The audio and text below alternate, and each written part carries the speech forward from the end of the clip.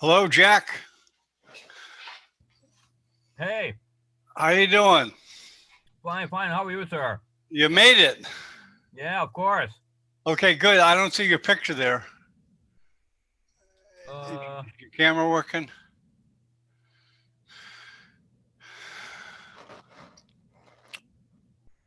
yeah, my camera is working. Let's just, I have to take a look here. Okay.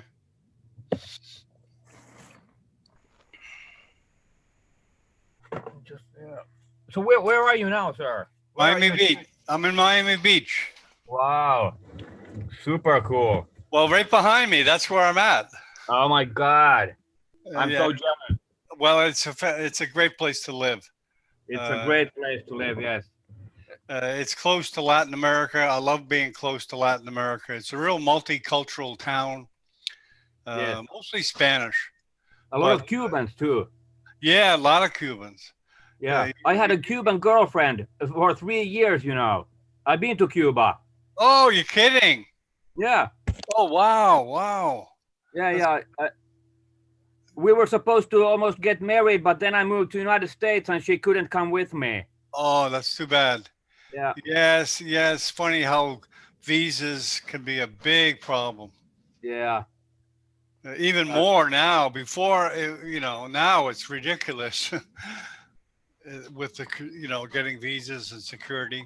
I tried to get to go to China, but I had visa problems too. Uh, you're in Shanghai, right? yeah. Can you see me now? Oh, there you are. Yeah, Okay. Yeah, let me get off the spotlight there. I was just on the spotlight. So yeah, we'll talk later, but yeah, this will give you an idea of there's tremendous potential in live video. I think in China. there's a Uh, huge potential, John, because in China everything is going online, everything is going on screens. I mean, whatever you do, you have to be online. And China is, see, I've been reading a lot of these online Google reports about how the world is moving in the online space, and China is starting to lead the world in online, uh, you know. Uh, Utilization of online services. So neurosurgical TV is something new and definitely has a huge impact and potential in China. And now, I mean, you guys already have 5 or 8 thousand viewers already in China. You haven't even started yet, right? right, right, right, right. We're just starting to roll in China. Yeah, So you're gonna see Ben Zhu, who's a big Shanghai neurosurgeon. I know you don't know neurosurgery, but he's huge in the world of neurosurgery. He's going to translate this into Chinese. yeah, yeah, yeah. That's I mean, super cool. obviously a neurosurgeon will give a good, accurate translation to the Of course. audience as Yeah, opposed to a translator. So that's a fantastic piece of luck we have. He's going to be definitely, here, definitely. and yeah, yeah, and he's opened it up to China. I mean, our webcast, he's opened it to China. Uh, Super. so yeah, we'll talk a lot. I'm glad you wrote to me, and I'm excited about this platform. I'm excited about what can happen in China. Yes, Yuha is a very big neurosurgeon in China, yes, and he wants to teach he wants to teach a lot of what he's learned to the yes, Chinese community, and yes. he was very excited to meet me because Yeah, he knew I knew it. So he's doing what he went there for. He went there 2 years ago, but yeah. things were so slow. You know how it goes with administration and permissions and Oh stuff. yeah. Yeah. So and finally we just did it. We just did it. So It's an awesome platform you have, and definitely has a huge potential in China, John. So I mean, well, it's I want to learn about it. I'm thinking of moving to Hawaii just to be closer to China. John. You are doing it. You are living exactly in those places where I want to live. I've I been to. I went for my honeymoon. We went to Hawaii, and then I spent one summer in Hawaii before I studied. I studied an MBA at Vanderbilt University, and that summer before I started to study, I went took part in a University of Hawaii dolphin like this research program where we played with the dolphins at the Waikiki beach. They have this small dolphin research pool. They got Okay. two big pools by the Waikiki beach, and I was there for the whole summer with these bikini ladies, and Oh, okay. and I was just like an orderly, helping the researchers, and I could play with the dolphins. Hawaii is a beautiful place. I love it. Yeah, my brother lives in Maui. I was going to go there, but this COVID came and they had restrictions. They eased up. I think they're going to clamp down again. Yeah. But anyways, so I'll talk to you later. Okay. Well, Super, super. hang around after. Maybe I can introduce you to some people. Okay. Okay. Super. Thank you, John. Okay. Bye bye.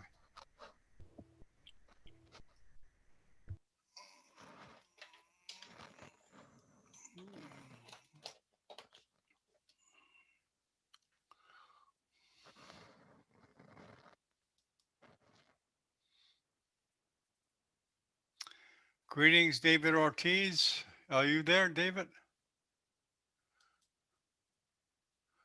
Okay. Well, you're welcome.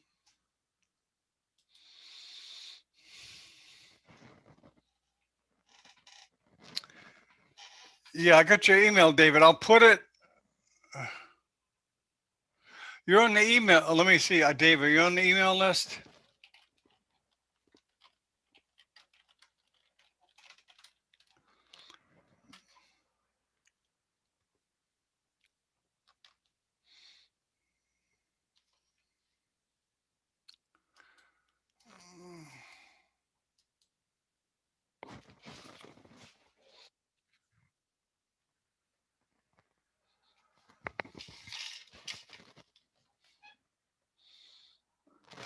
Mm.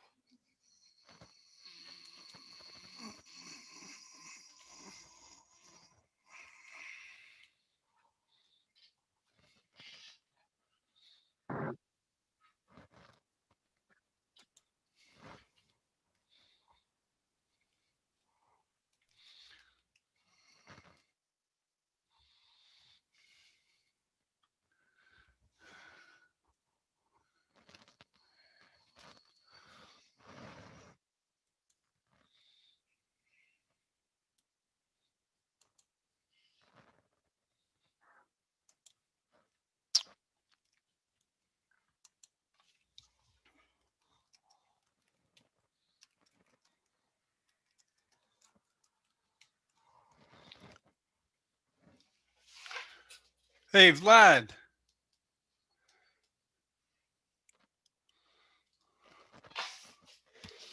Hey,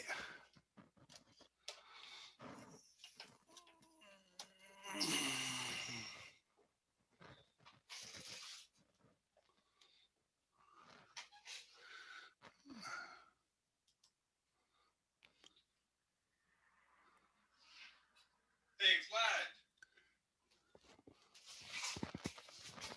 Hey, Vlad, are you there?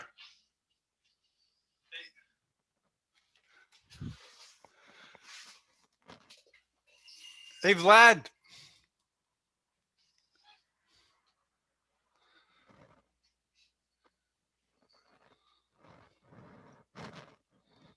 Oh, greetings from Senegal. Wow. Mabea, I'm sorry I missed you there. Hey, Vlad, are you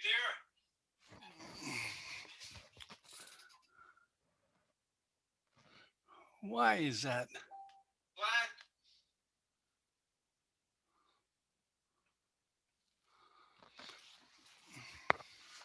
Hello? Oh, okay.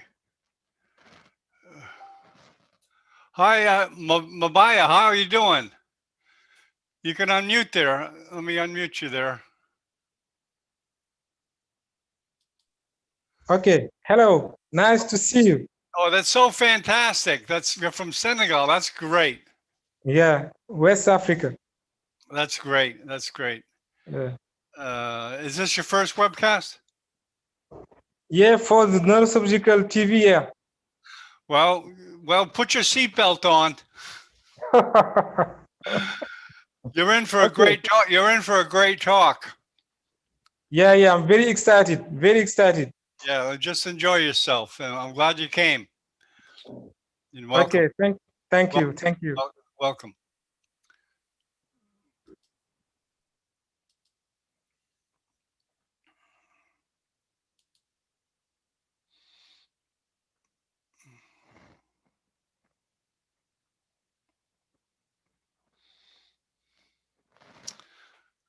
Hello, Jack. You there?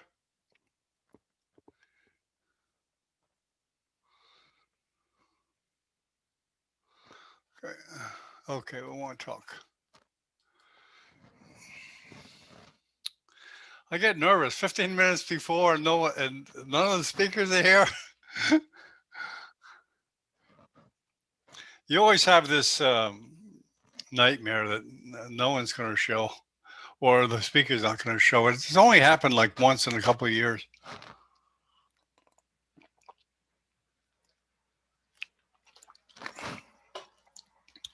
And we just kind of wing it. Anybody else want to introduce themselves or say hello to whoever's here?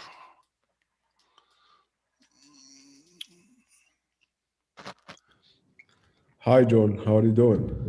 Yeah, who am I speaking to? Muhammad Helmi. Oh, welcome. How Welcome. are you doing? Good. Where are you at, Muhammad? Egypt. Oh, welcome. Welcome. Yeah, there's a I'm the webcam. professor. I'm Professor Binshu, master degree student. I'm the resident of Huashan Hospital. Oh, okay. You're with Binzu at Shanghai? Yep. Now you're there now? No, I'm in Egypt now. You know. Oh, okay. So you did some time there in the fellowship? It's because no. I still have a couple of years there, but because of the COVID, I cannot go back. Oh, really? Wow. So I guess you're just studying, huh? Yep. No OR? Here there is no OR, I'm still a resident in Huashan Hospital. Oh, okay. Okay. Well, it's good we have a vaccine. Nice background. Absolutely. Yeah, it's good we have a vaccine. That's the only good news we've got lately. But have you been to a webcast before? Of course, I've seen your name around. I don't remember your face. Have you ever participated or talked and stuff? since 2018, John. Oh my God. Yeah, I have no excuse. I should remember. I will send you a message to your messenger, then you can remember me. Okay. Yeah, I've talked to you before, right? A lot. Yeah. Okay. So yeah, the name. Yeah, I know. So, anyways, yeah, Juha's here. This is going to be a great broadcast. Have you met Juha? Unfortunately, not yet, but I have. Hey, well, last year, I decided to well, you can join meet him now. Professor You can Yuha meet him. competition. You can meet him now. But absolutely. Let me see how you. Hey, hello, Juha. Hello, John. Hello, everybody. Good morning. This is Muhammad. Good. He just wanted to say hi. He's never met you. Hello, Muhammad Helmi. He's in Egypt. Egypt. Yes, and he Yeah, did some Okay, time. welcome, welcome. He did some time in Shanghai with Bin Zhu, but he can't get back because of COVID. Oh, okay, that's great. Yeah, I'm Professor Cool. Ben Shu, master degree student. I do my residency there, but unfortunately, because the COVID thing, I came back here in January, but I cannot go back now. I hope that Yeah, we can go back Yeah, soon. you has well acquainted. And of course, Professor Juha, I didn't had the opportunity to meet him last year in Chongqing, but I think as soon as I go back to China, I will go and meet him personally. It will be my honor. yeah. Let's see when the world opens. China is very strict. Still Yeah, 3 yeah, weeks quarantine and for everybody coming here, and visas are very difficult to get. exactly. It's closing up here. You are starting to close again. Hello, Juha. Nice to see you. Hello, my Mitä kuuluu? bye. Hello, Jack. Hello. Jack. He's from Senegal. I know him. Oh, okay. I never can pronounce his name because it's difficult writing. How do you say your It's Mbai. Mbai. bye? So you Yeah. don't pronounce the M. Bye. Okay. Welcome. Nice to see Great. you. Nice to see you. And you remember Joanne? Joanne, are you in yet? Or Hi, Vlad? John. Hi, Hey. everybody. Say hi to you. Hi, Professor Hernasniemi. Hey, Hello. Juha. How you been, Joanna? I'm okay. I'm multitasking, trying to, You're running a to conference participate this. for yourself. Welcome, Yes. Joanna. Thank you so much. Vlad, are you there? Vlad, I think Vlad's here. Yeah, He may have stepped away.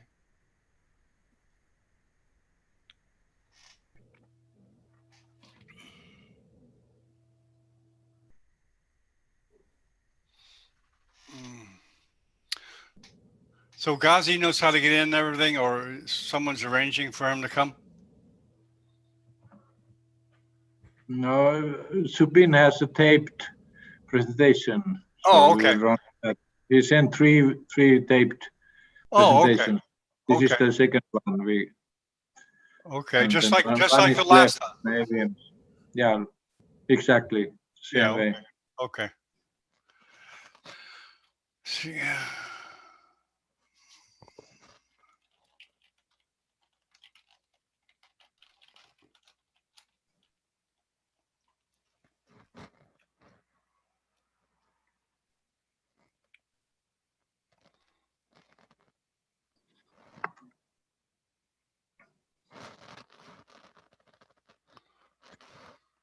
John, you should connect Vinko. He's not familiar with webinars. We should have him involved. Yeah, Vinko Dolens. the Dolenz approach, right? Yeah, Vinko Dolens. Yeah, I love to hook up with him. I wrote to him, I but sent you his email. I sent to you his email. That he's not familiar with the webinar, so you should teach him. And okay, I'll try to get a hold of his. Does he have a secretary or someone that will help him? maybe you can advise in email, so we can advise. Yeah, in email. okay. Yeah, of course. His name, even I know his name. So everybody knows his name.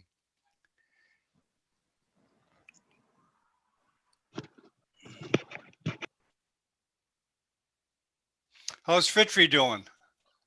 Petri is studying there. Yeah, she's doing well. She's not. She's there. She's not in Indonesia, right? No, she's here. Yeah. They cannot go anywhere. So because to come back, you have to have 3 weeks quarantine. And this Oh, in okay. China, strict. It is like in a jail-like quarantine. Not Yeah, strict. it's very strict. They don't mess around.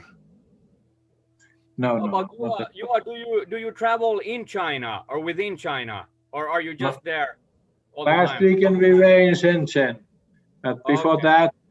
that, actually one or 2 months, until 1 or 2 months, we were not allowed to go anywhere Yes. because of working in hospital. So no traveling. Yeah, Jack is actually in the business of teaching, right, Jack? Neurosurgical. I'm an adjunct professor of finance. So my specialty is in online healthcare. I mean finance and discounted cash flow valuations of in China. You know this Good Doctor, mobile services, and Alibaba Health. So I'm specialized in finance of these online healthcare platforms. I don't yeah. know anything about neurosurgery. Okay, you're welcome, Jack. Anyways, okay. Vlad, are you back yet? Okay, Ben's here. Okay. Hello, John. How are you? Hey, Manuel, welcome. John, hello. Hey, okay, Vlad, you're here. Everything's fine. Looking forward to the Yasargil. Oh, great. Fine. And interesting. Yeah. Is Juha there? Hello. Yes, he's I'm here. here. I'm here. Hello, Vlad. Hello, Vlad. Hi. How are you doing, Juha? Now I'm doing well. Very No good. traveling, but otherwise well. Yeah, the same. Saving lots of money by not traveling, actually. This is sure. Yeah. You look well. You must be doing really well. Excuse me? You look well. You must really be doing well. Yeah, in China. Yeah. China is China. Nice place. Too many people? And China is different, let's say that way. Right. I understand. Do you speak any Chinese by now? I couldn't learn. I had a private teacher 1 year, 5 times 2 hours a week, but I couldn't learn. Pronunciation is so difficult. Yeah. I could learn 500 words, but then when I tell them to other people, they don't understand. It's intonation. You have a musical ear or don't you? How do you? Can you sing? No, I cannot sing, but it is Same extremely for me. difficult, the pronunciations here and many dialects, so it's very difficult to learn, say something right. So I gave up. Actually, our teacher moved to Africa back, and I see. so, but I feel relieved because those private lectures, they were extremely heavy. Like a schoolboy. Yeah. It was too much. Yeah, you've got to dedicate a lot of time to that. It takes years. Even those younger people who have been here 2-3 years, they cannot speak well, who are studying medical science and so. Yeah. This is I've been in left. China for 17 years. Yeah, and Jack, you speak fluently Chinese now. Well, not fluently, but I do speak, yes. And because that's also because my wife is Chinese. I've been here 17 years, and every 2 years I go for a 1 month intensive course in China in Chinese language. And Really? Wow. it takes a long time, you know. It's a super big headache to learn Chinese. Yeah, this 17 years is too long for me to learn. Oh no, 17 years go just like that. Yeah. Especially if you're working hard. Go, but I don't think I have so many times in China ahead.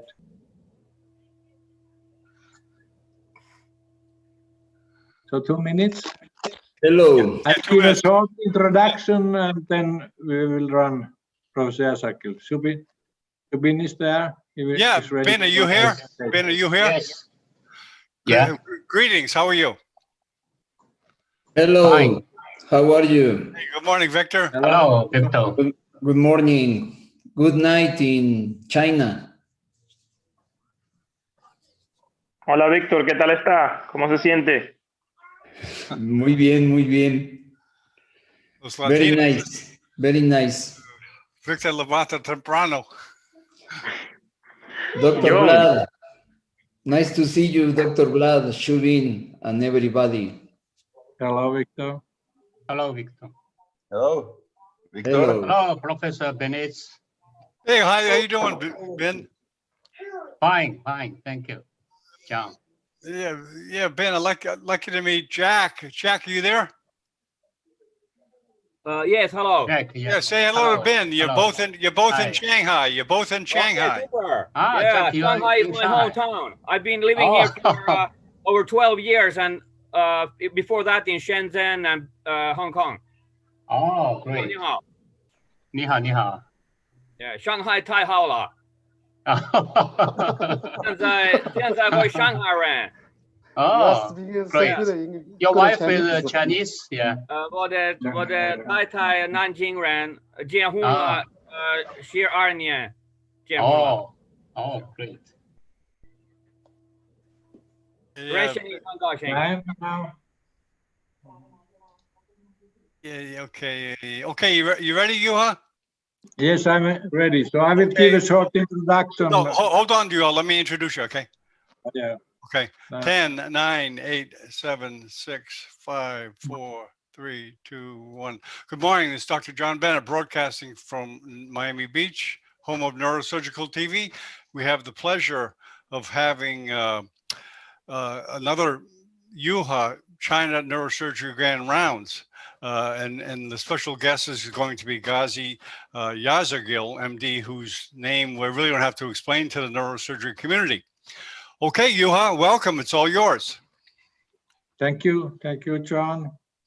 Dear colleagues, I give a very short introduction because if somebody in neurosurgery doesn't know Professor Yasargil's name, he's actually not involved in neurosurgery. So I just say a few words. So Professor Yasargil was born 25 in Turkey. He's the greatest neurosurgeon of all the times. He made his lifetime work in Zurich, Switzerland. Then he moved after retiring in Zurich to Little Rock, USA, worked with Al-Mefti and Ali Christ, and now is back in Istanbul, working with Professor Ugur Türe. Has extremely strong will. He's extremely hardworking. I think no one can work so much. And he's still active at the age of 95 years, writing and studying. I was studying medical science in Zurich, Switzerland, 66, 73. And during that time, in the beginning of that time, Professor Yasargil had come back from USA and he did his first bypass surgery, STA-MCA bypass, October 30, 1967. So we young medical students were following also eagerly how the world was changing. So this is Professor Yasargil in Little Rock after retiring from Zurich, and here also in Little Rock you can see the Yasargil microscope he introduced. You can see the mobile microscope with mouthpiece and also the armrest for operations here.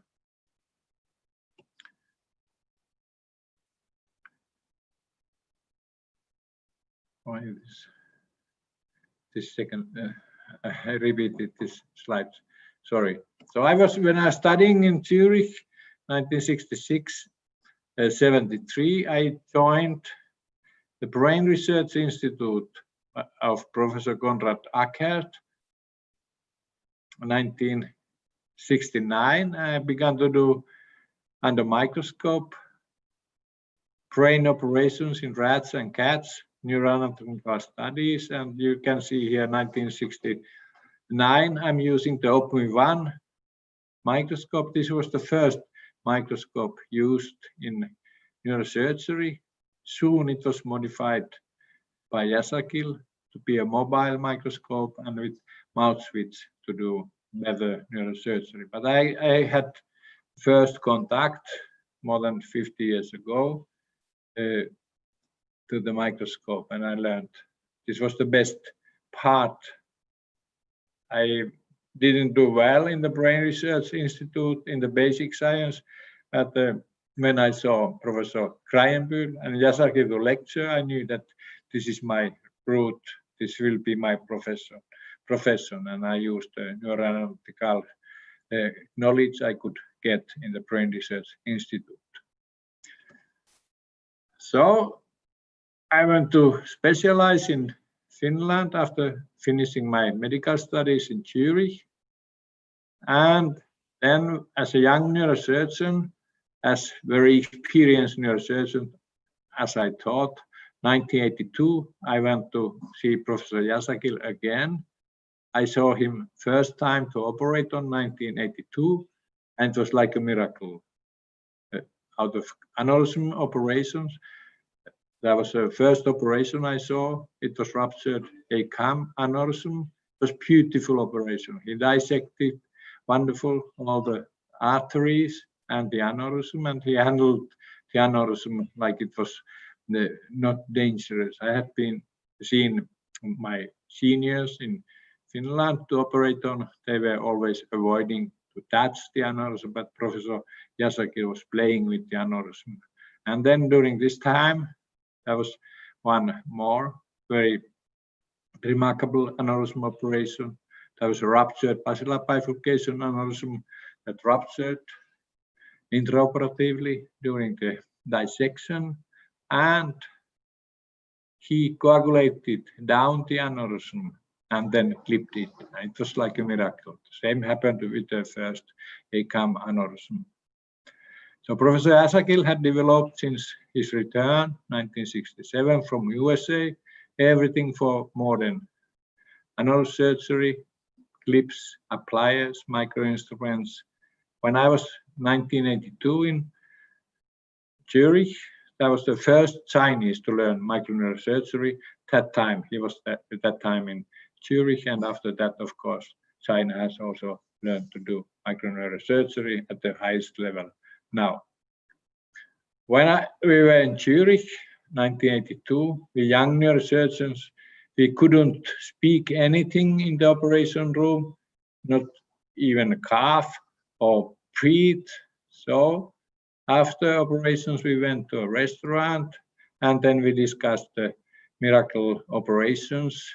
Professor Yasargil was #1, like Usain Bolt or Muhammad Ali, and then there was nothing else, and then some other people at the place 3. So we were there and sitting and discussing, and we admired him very much and still do. So when I became chairman in Helsinki, so I invited Professor Yasargil for a Finnish Congress, and then after that to operate on in Helsinki, and 2001 he came and many people joined. This was the beginning of the Helsinki life course. This picture drawing is by my first Chinese fellow, Hu Shen from Shenzhen. He made this 2003, this drawing, Professor Yasargil and Mrs. Diane Yasargil operating in Helsinki. I'm assisting here, and the Finnish nurses are helping there. And take a look on this picture. All the people look like Chinese there, so we see the world different. And this is on the right side, Professor Yasargil in Helsinki. So the life course is continued. Professor Yasargil was 3 times in Helsinki, and after that, Ali Christ and Ugur Tyre, his students, replaced him, and many others came also. But we should learn with the masters, and we should be grateful to those who have been teaching us. This is Helsinki 2013 live course.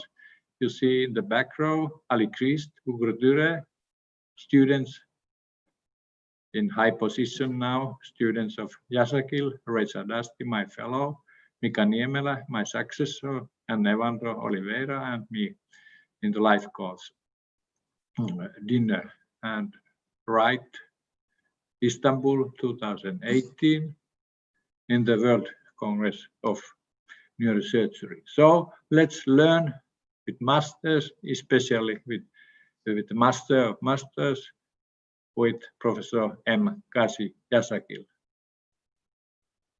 So, Supin, can you take the presentation?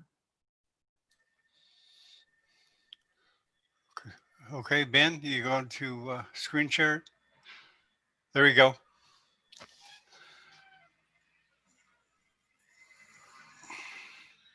Okay, perfect. Cannot get the audio, Ben. You got to put the audio on.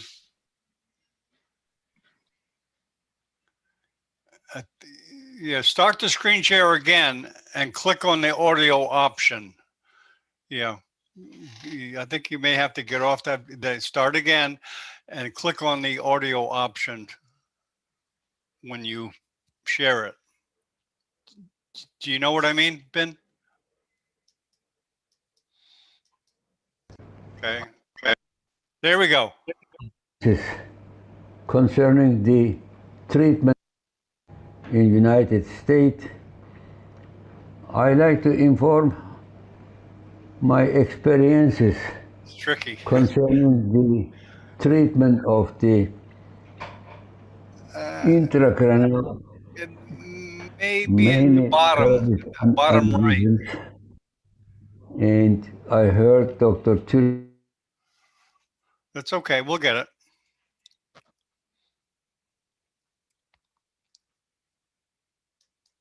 There's something wrong with the tape. Yes, he's going to start again. He's didn't turn the audio on. Try it again. Just hang in there. Should be just a minute.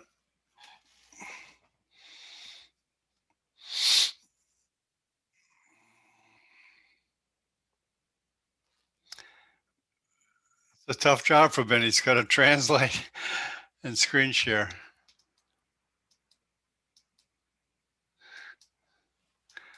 He may have even dropped off. Okay, you couldn't hear the voice? No, not yet. No, the second time we did, but you couldn't enlarge the screen. So let's try it again. Let's try. Okay. The second time the voice was fine. Is it okay? Not yet. You haven't. We don't see it. Not yet.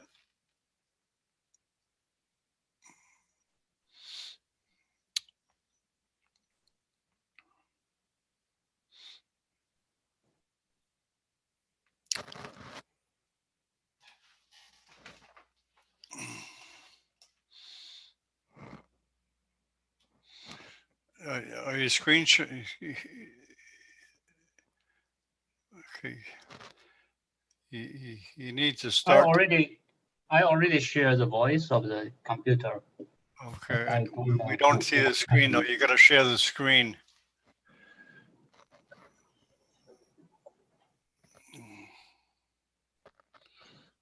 There you go. Right. Okay, sharing this. Perfect. Okay, we got the sound. I hope. Okay. I'd like to inform my experiences.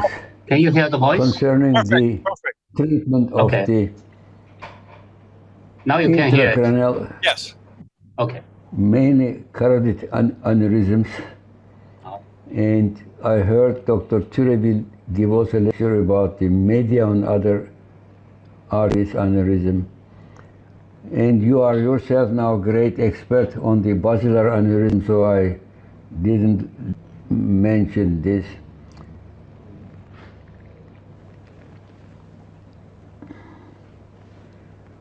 I like to recommend all colleagues to get these two volumes, volume 1 and 2, because in volume 1 I gave a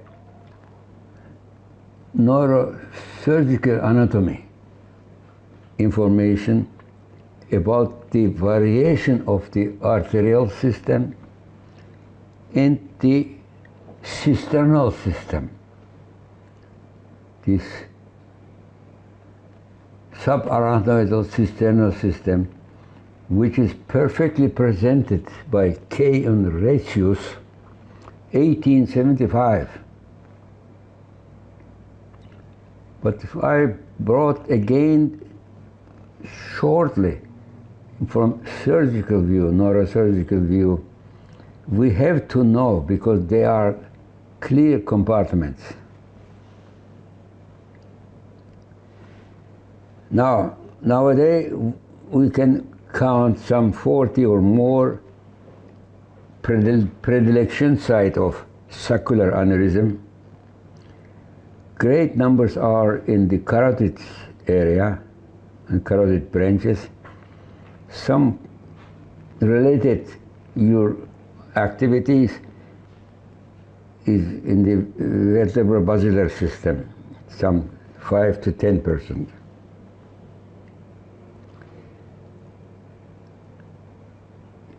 The former method was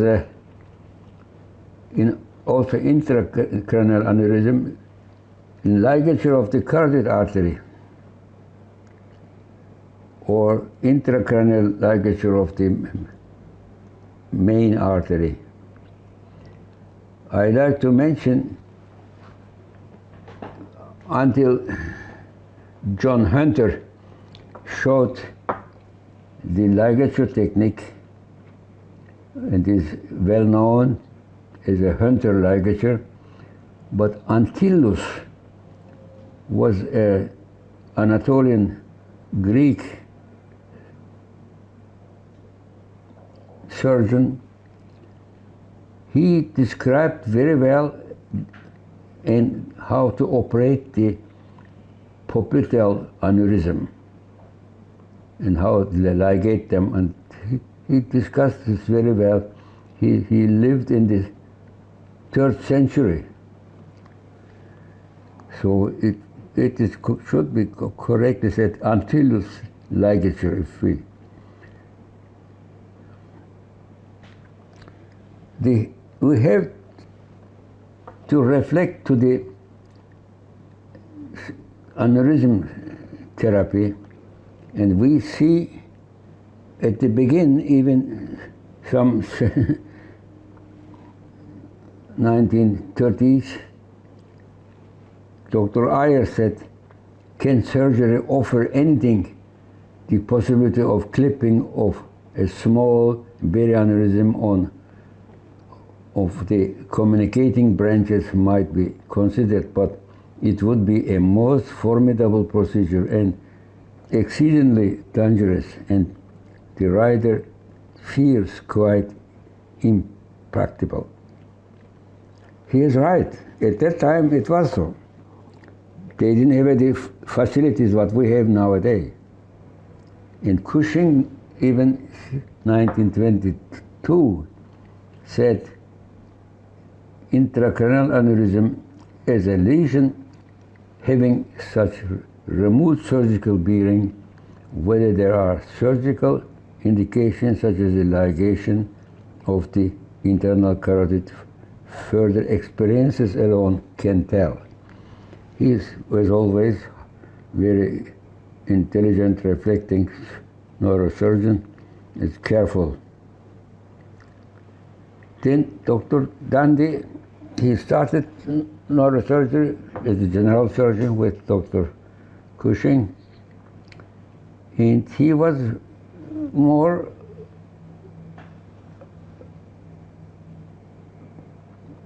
interested to do more.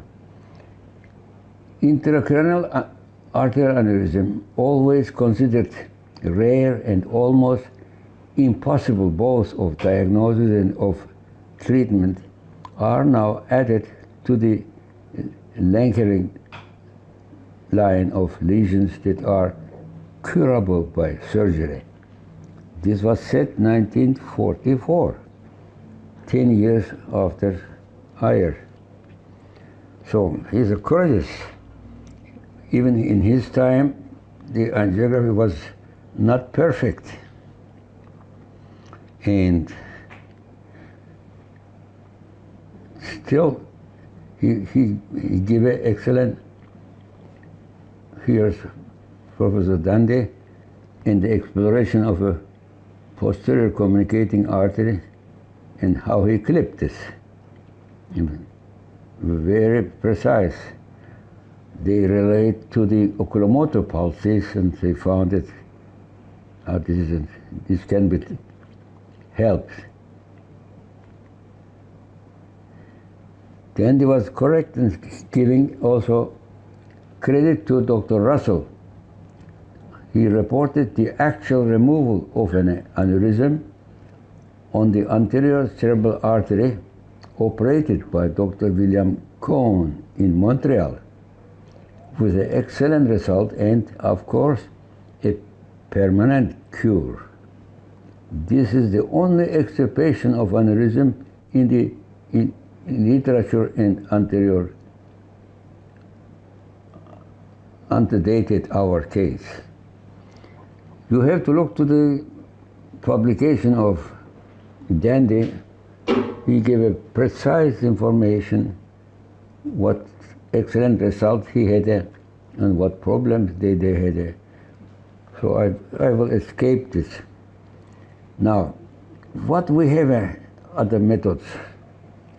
Extracranial ligature, it was in 1950s also frequently used, say by internal carotid aneurysms or by the posterior communicating. And by anterior communicating, it was an intracranial selective ligature. Then techniques came up, external and internal wrapping, muscle, cotton, muslin, and adhesives. Then internal coat, adhesive silver stone, and then Alsne injected iron particle. This was also my idea, stereotactically, to do this. He made it. And then he presented his paper, 1971. Interesting, electrothrombosis was used by extracranial, not intracranial, 1845 of superficial temporal artery in 1941. And then pile ejection was used 1963. And then hypercoagulability was introduced, epsilon aminocaproic acid. And this gave also some problem because it make up, if there was a hematoma, they get very tough for surgery. As I mentioned, 1953-65, I have been involved for percutaneous carotid vertebral angiography, and I developed also the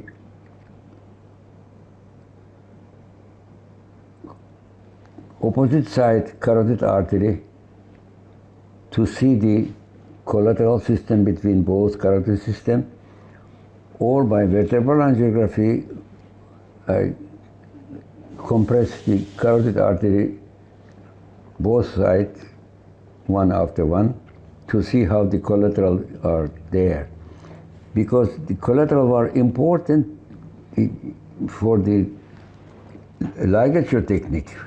If the patient didn't have a good collateral, then we could not make ligature. And I like to tell again here this technique of, sorry, I go back, sorry. So we published 1958 the vertebral basilar system, and here all possible variation was presented. And in 1964, in English edition, cerebral angiography. I would recommend to see this publication just to get a good statistic about the variation from different arteries. But I like to tell that Newton in San Francisco, he published some series of the angiography volumes, and volume 4 is devoted to the brain angiography. There are excellent articles from different authors and very good anatomy, very good anatomy. I would, if you can find, it is a large volume. And we had a special technology with the stereo picture by, I may go, sorry, back again. Here you see on the back side a lady stayed there. She moved the cassette manually.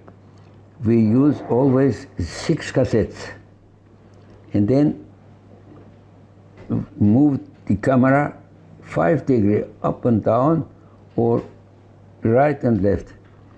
And so we could make a stereo series, 2 serial angiography, and then see the stereo picture on this apparatus. We could put the one from one series, first arterial phase, or later phase, or capillary phase, or the venous phase, and see in the middle of this apparatus a mirror. And you can change the opening related to your eyes and see really 3-dimensional how you like it. You could also move this whole system forwards, backwards, and also this apparatus could be brought nearer or further. And it is very essential to have this apparatus because I was very surprised and impressed as I first time saw this. And you had the feeling you are sitting inside of the brain, and you like this, the arteries belong to you. You saw it all in detail. Our eyes are accustomed on daily life to see, not 2-dimensional binocular eyes. They can see also not 3, they see always 3-dimensional and 4-dimensional, depends what moves, even 5-dimensional. In our daily life, we are using many dimensions. Now, we are surrounded by publication on paper or on the angiograms or on MRI and CT. They are all 2D. To teach our brain, we need 3D, especially for the neurosurgeon. If the neurosurgeon see the structures 3-dimensional, 4-dimensional, then he can prepare his brain centers for the surgery. He knows where is what, and this is very important. But this apparatus is unique. I have now this apparatus in Zurich in my home, and nobody did like to have a copy. So it is very pity, I may say. I hope somebody will listen this very well and do something for this multidimensional view, what we have in our daily life. If you move your head, it's already multidimensional. In doing the studies, I studied also the histology and found some 11, 12 different segments on carotid artery, how they change. They get smaller and they have a different histology. And inside of intracranial there are no vasa vasorum. So outer layer of the adventitia is supplied by CSF. And this is very essential. Then we studied the collateral system and realized the brain arteries are not end arteries. They have a good connections between same ipsilateral, but through the basal circle, they have a connections right and left. And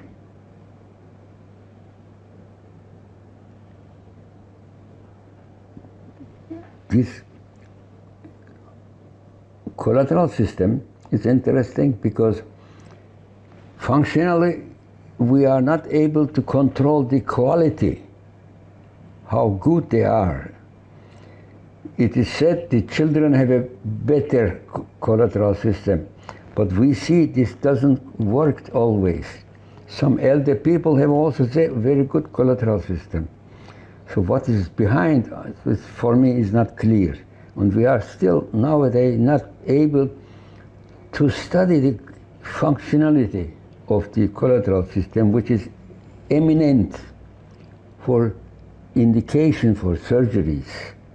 And if we have to work on this, this is message on young generation. Think on this the collateral system, how reliable they are in given case. We are just guessing. He may have a good or not. Now, another point is perforators. There are regular systems, but some variation also. And I put this all variation in the volume 1. And important is the perforator from anterior communicating, and also from P1 and also superior cerebellar artery, all others. And also the variation from anterior spinal artery is very interesting. We put this also in the volume 1. We have to know and respect these arteries because they are end arteries. Very rarely they can be changed by AVM cases. Studying the literature, I came to this publication. Is an excellent embryonal development of the arterial venous system, published in a book, Embryology. This is the ontogenesis. The phylogenesis, I didn't see any good book. Maybe there are, but I didn't know. And then here, in 9 months, the transformation of the arterial system is impressive. This runs genetically, sure, and finally ahead of its individual architecture. Now, who made these pictures?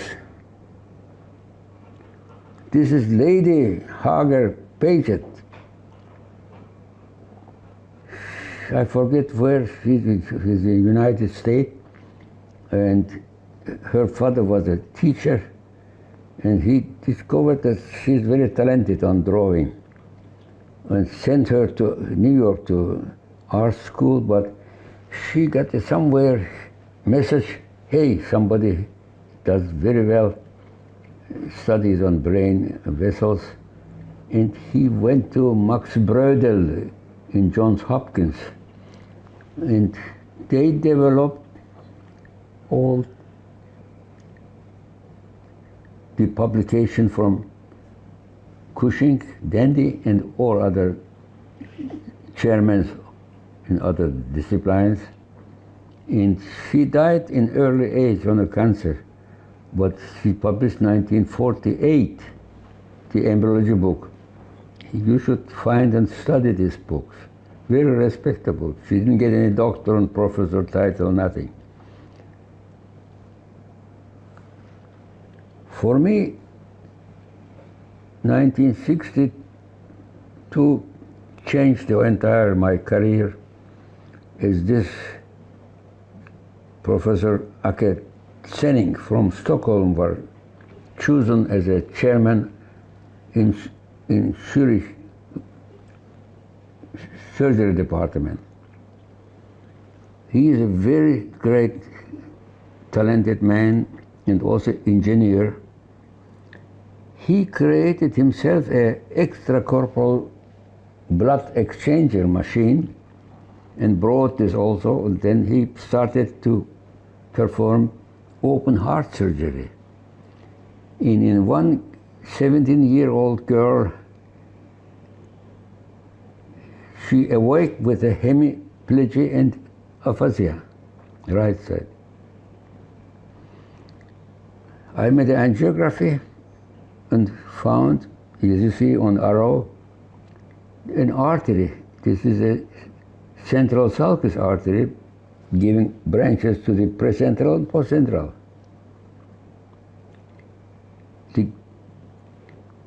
And I showed the picture to him and he said, hey, you like to operate carotid. This is our field. This is your field. You have to learn to do this. You must operate now this girl. I said, I cannot do it. It is I have no experience.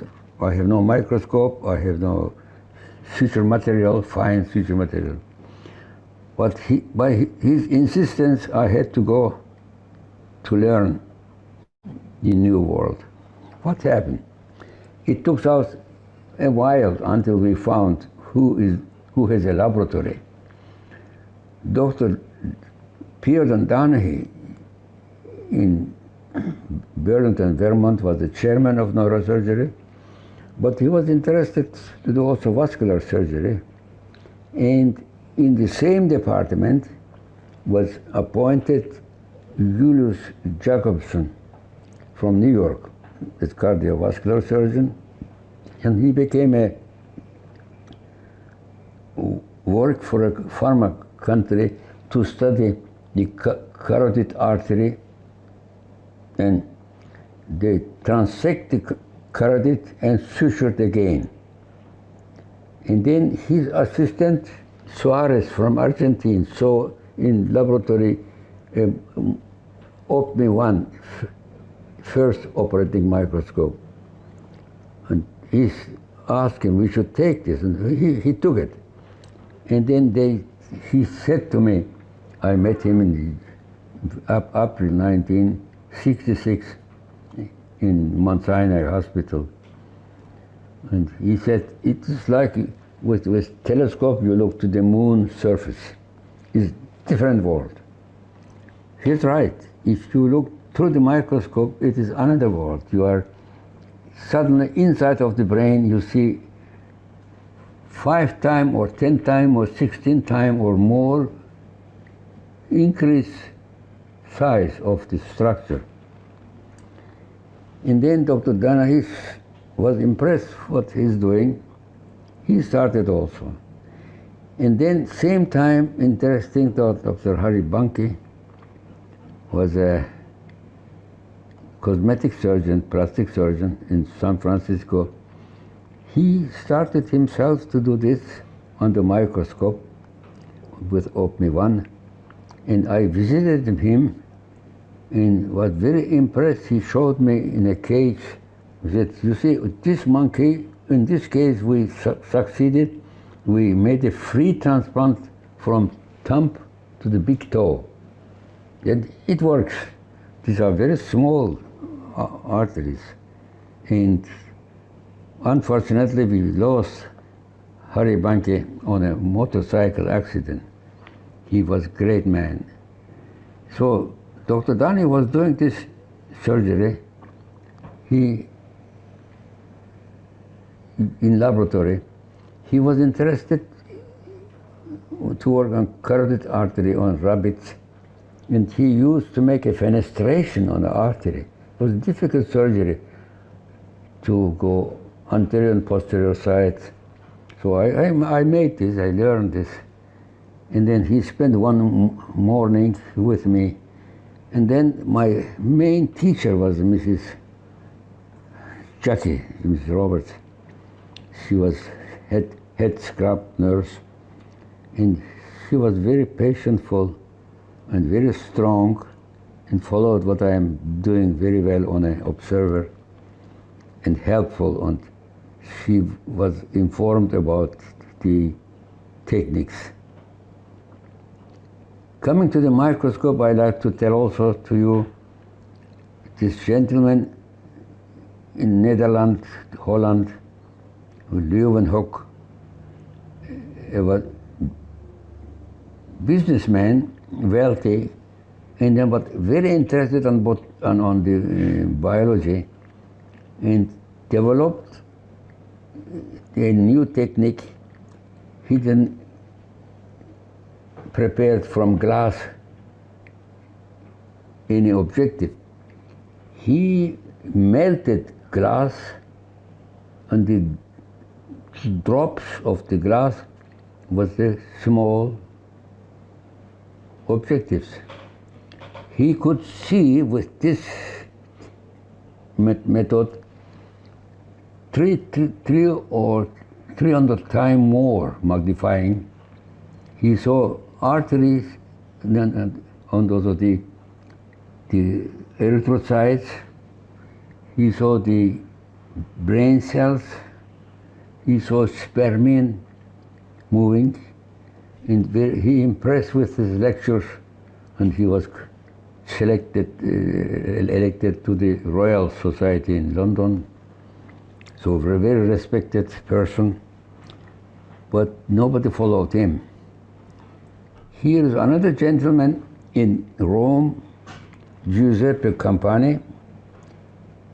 He published 1686 a book in Leipzig with this six tables.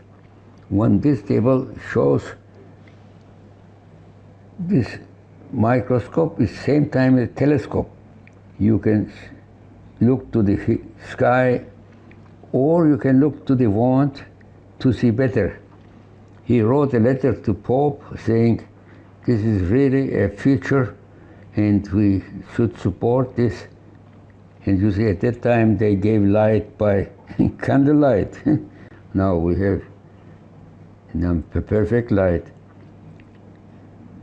This is the story, but it took another 300 years until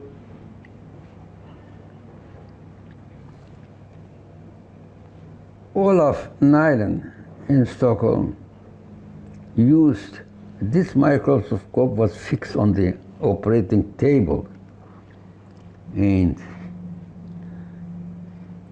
we had a good correspondence, and he sent me these pictures.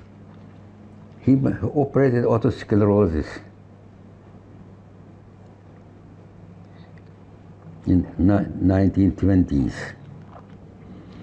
So the ENT people in 1930s, the ophthalmologist, in the 1950s, then the neurosurgeon. And here I'd like to show you a story. And this is Dr. Littmann. He's an engineer by a Zeiss company in Oberkochen, West Germany. And then here is a Professor Wohlstein. He was ENT professor in Würzburg. He made it some 1,000 and more operation autosclerosis.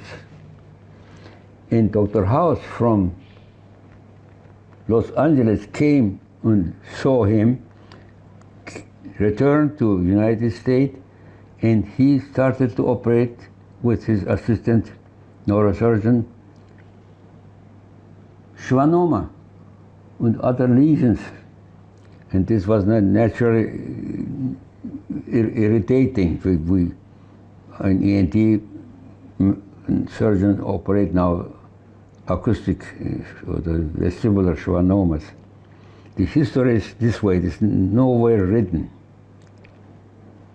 Now, you see here in the middle the microscope, what was used for in Stockholm first, and then right on the corner is the OPMI 1.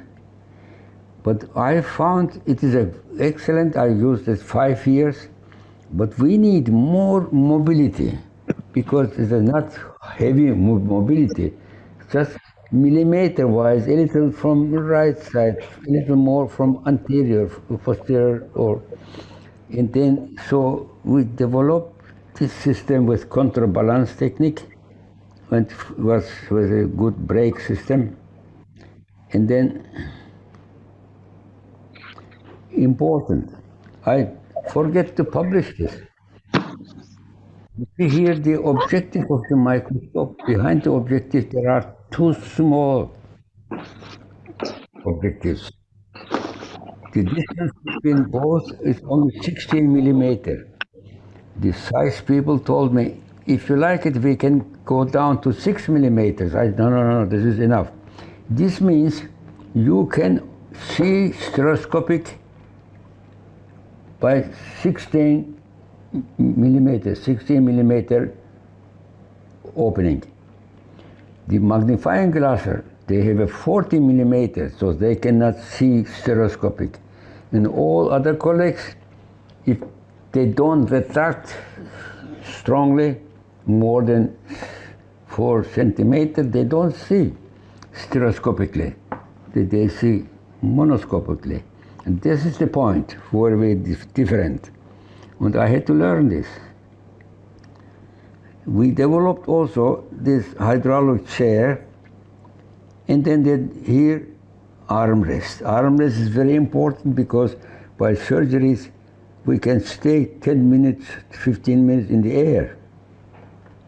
But mostly we are holding the hands over the head of the patient, but it is not good mobility. So we made this system, and it was made first in Zurich, but the company could not produce more good one. And now in Istanbul somebody made this. It's available now. It is 360-degree mobile, and up and down you can move it. I will show you on movie how it works. So with one movement you can go up and down with it on your chair and your armrest, and our mouse switch you can move the microscope. We need for work different size instrument. On the surface short, and then deeper and deeper. Sometimes we have to go 10, 12 centimeter. And for this we made a series of forceps.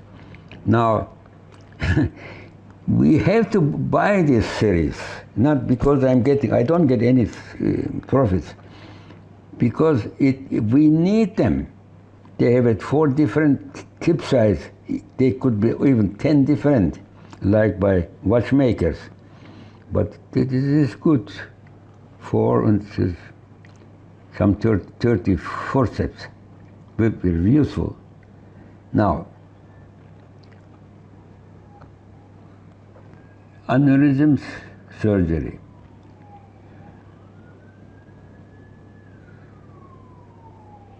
Under the operating microscope, Adams and Witt operated 1964. And Poole, 66, they are single cases under microscope, but they never been trained in microtechniques. Rand and Janet, they showed me one case. as I remember, was a basilar bifurcation. The Lahid started also to use it.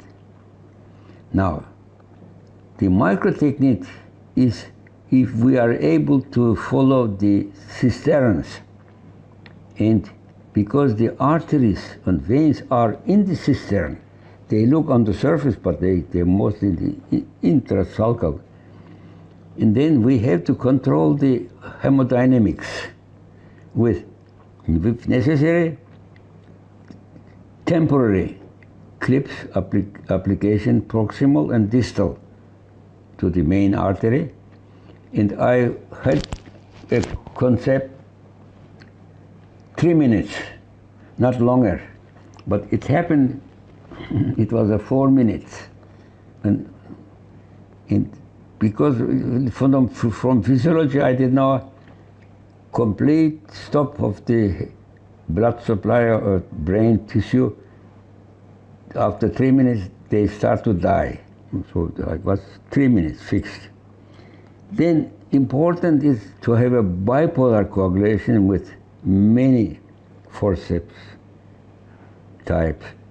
And then it is not just clipping of aneurysm. I will show you why.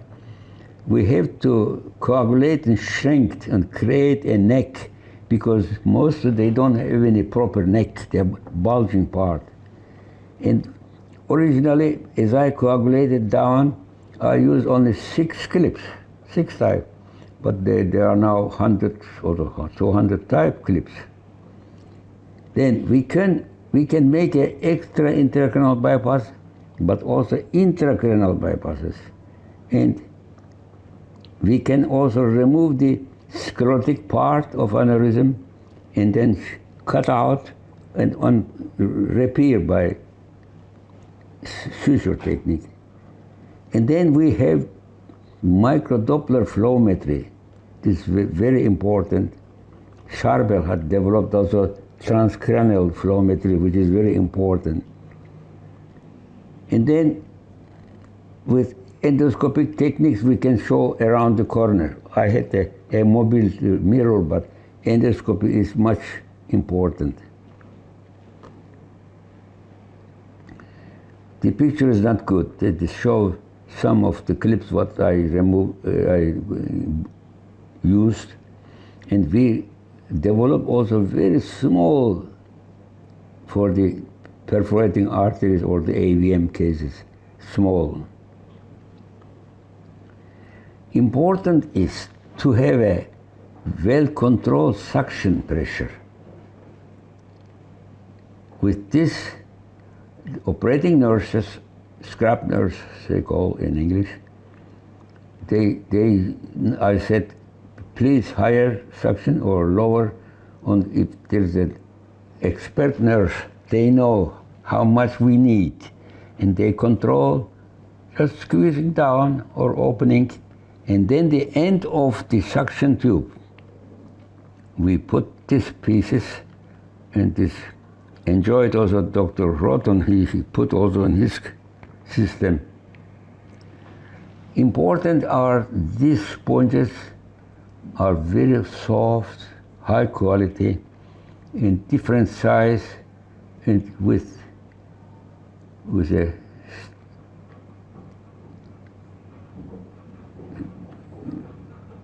black size tail. In United States, we had to put a piece of a metal. Post-operative, we controlled the number of the use, but still there was a control to see whether something forgotten and overseen. Now, by paternal craniotomy, we open this way, a little frontal and then a little temporal. It's a small craniotomy. Originally I used 4 burr, later on I used only 1. And then this happened. This is why I'm showing this to you. In some cases, I don't have numbers, but maybe 1% or so can happen if the superior sylvian vein, proximal sylvian vein, it can enter into the dura here. If you cut it here, then you get a big problem. Maybe they have a collateral, nothing happened, but it is better to, in these cases, coming here, cutting the dura, look underneath, turn around the dura and show whether the vein enter early. This happened. And then in these cases, open only frontal side and also temporal side, and you can work on from both sides. These are small tricks. Now, aneurysm. They can be each size, they can be, they may have a small baby aneurysms, but important is they never, in my knowledge, never ruptured from the base. They're always in this corners or baby aneurysms.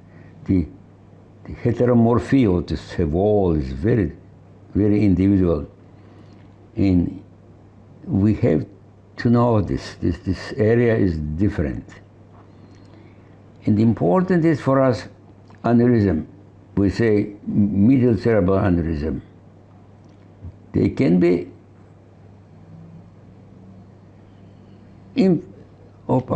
was habe ich gemacht?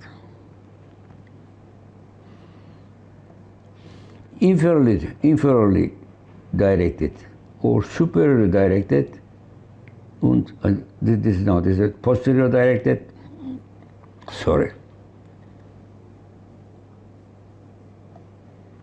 Posterior directed, superiorly and inferiorly, or mixed. On angiography we can study this, in which direction. It's very important because you cannot come in this case and follow the M1 around. If you try this, then we will have trouble. And sometimes this may be attached to the dura. And so we have to know the direction. And then also the relation to the cisternal system. Kay and Ratius, 1875, they describe the craniospinal cisternal system perfectly. 2 big volumes. And I learned from this publication, and also I put my view how they are organized in compartments. And there are many different compartments and around the nerves and the arteries. And the point is here. If we like to go by paternal, I am not describing the craniotomy. You can look on the volume 1. The sylvian fissure can be, did I made something wrong? Yeah. In some 5% very easily open. And you can go just this 3-4 centimeter within 10 minutes. But here is excellent. Here needs time. Because there is on surface a membrane, arachnoidal, with a knife we have to cut. And the M1, M2 are inside, and they are not free. They are full of very fine arachnoidal fibers. Now, in this situation, it needs time. Now, this opening some 3 to 5, 6 centimeter distances require patient time. And I am very sorry to say, I tried to teach again, but I have only not more than 4 colleagues. They are able to open the Sylvian fissure properly. You can see now by ultrasound detectors whether any damages around happen. It will be controlled also by MRI. It should be nothing injured. Also, no vein should be injured. You will see, I will show you a video you can follow. But for this, we need different size instrument. You cannot have a 3 type. Sorry. Now, look here. This surface, and then this, we save this part, and they can mobilize this part a little to come in, like here, M1.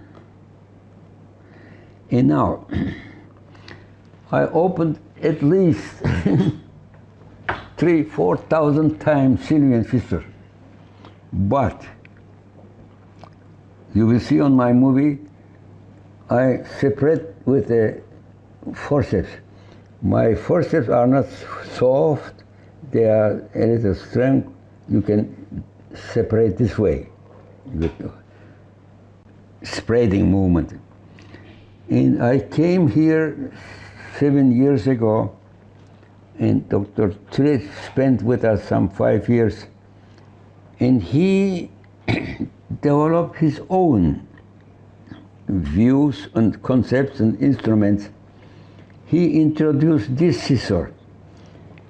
You know, if we have a straight end of the scissor, we don't see the end where we should cut.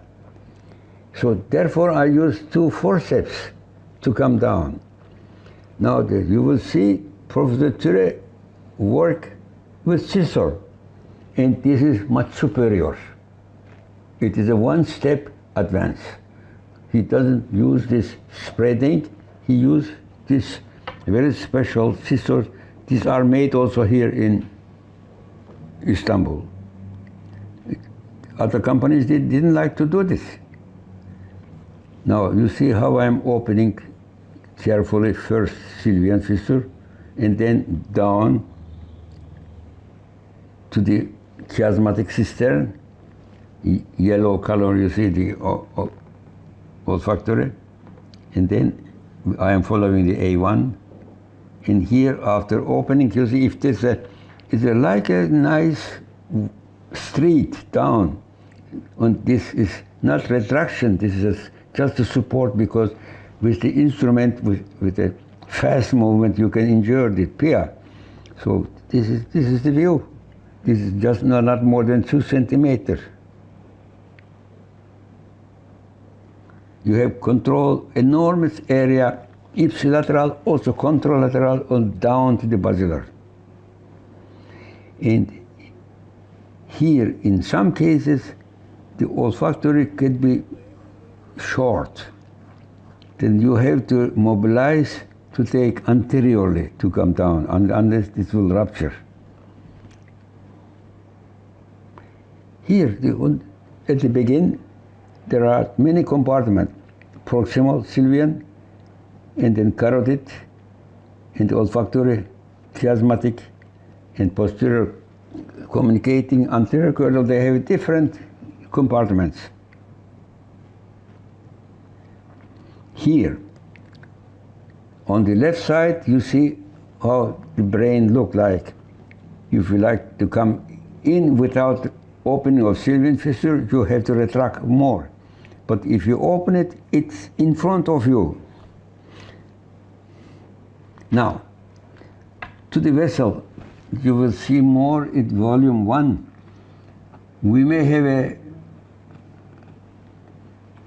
junction or azygos situation, very rare, 1%, but usually we have this 2A1 and 2A2, and there are an enormous variation of foraminas or 2 anterior communicating, and then third A2. And this had been already before described, but we found a little more. You see on this picture, asymmetrical. The right side, normal, in the middle one, and on the left side is only frontal area. Here is a mirror. There is a 1/3 A2 vascularizing both sides. So if you would put an aneurysm around the corner here, and then you clip this artery, is not good, because we have to save the anterior communicating perforators. These are the main important part of the hypothalamus and anterior commissure. We have to save them. And there are some more variations.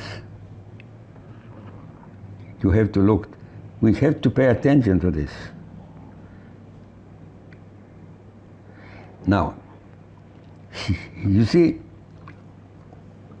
on angiography you see an aneurysm of anterior communicating artery. But if you have a stereoangiography, you see a little better. But here, after my dissection the area, look how complicated. Double anterior communicating, 3A2, and where the aneurysm arises. That's it. The neuroanatomy is very important, neurovascular anatomy. Now here, variation, anteriorly turned anterior communicating aneurysm, superior, posterior, and inferior, and a combined type.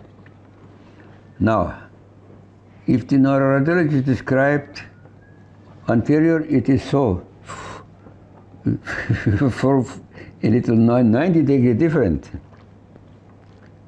So we have to know. Now, very important part. Anterior communicating, A1, A1, A2, A2 on aneurysm. And then behind are the perforators.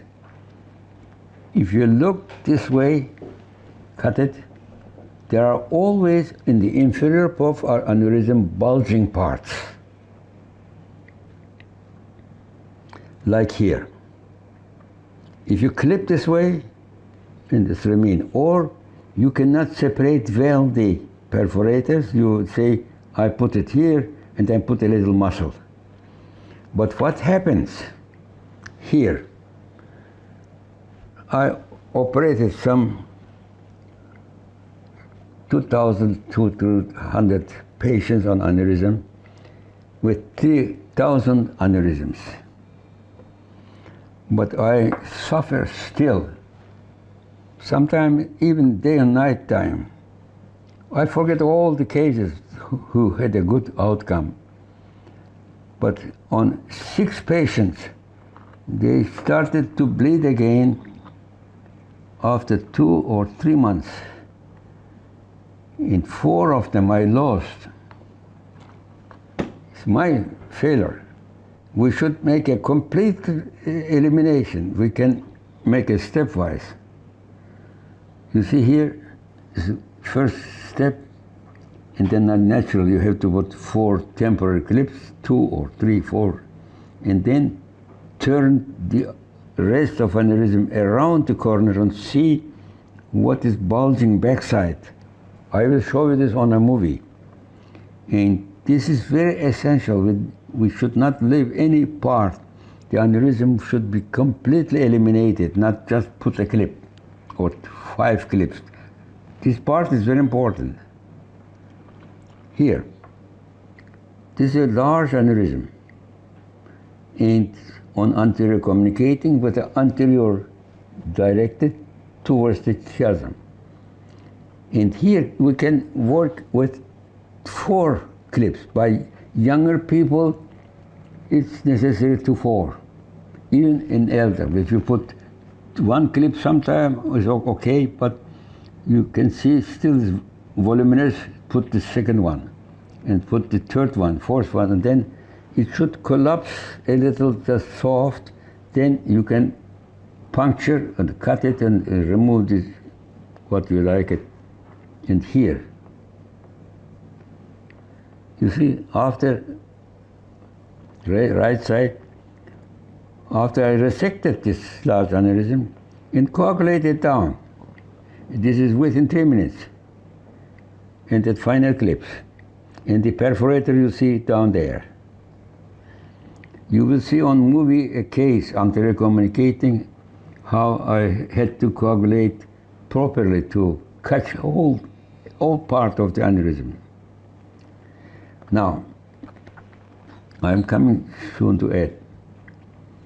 This young girl in age 5 came with problems, not paralytic, but she had a more bulbar symptomatology. And the study showed from the left vertebral artery a large aneurysm this size. You see on the right side on the drawing is a large aneurysm, and interestingly, the perforator are arising not from the aneurysm segment display the entire artery, so we can use the trapping technique. Now, you can also make a graft between inferior and superior part of the basilar, but I couldn't do it. Maybe young generation will do it. What I made it, trapping. You see?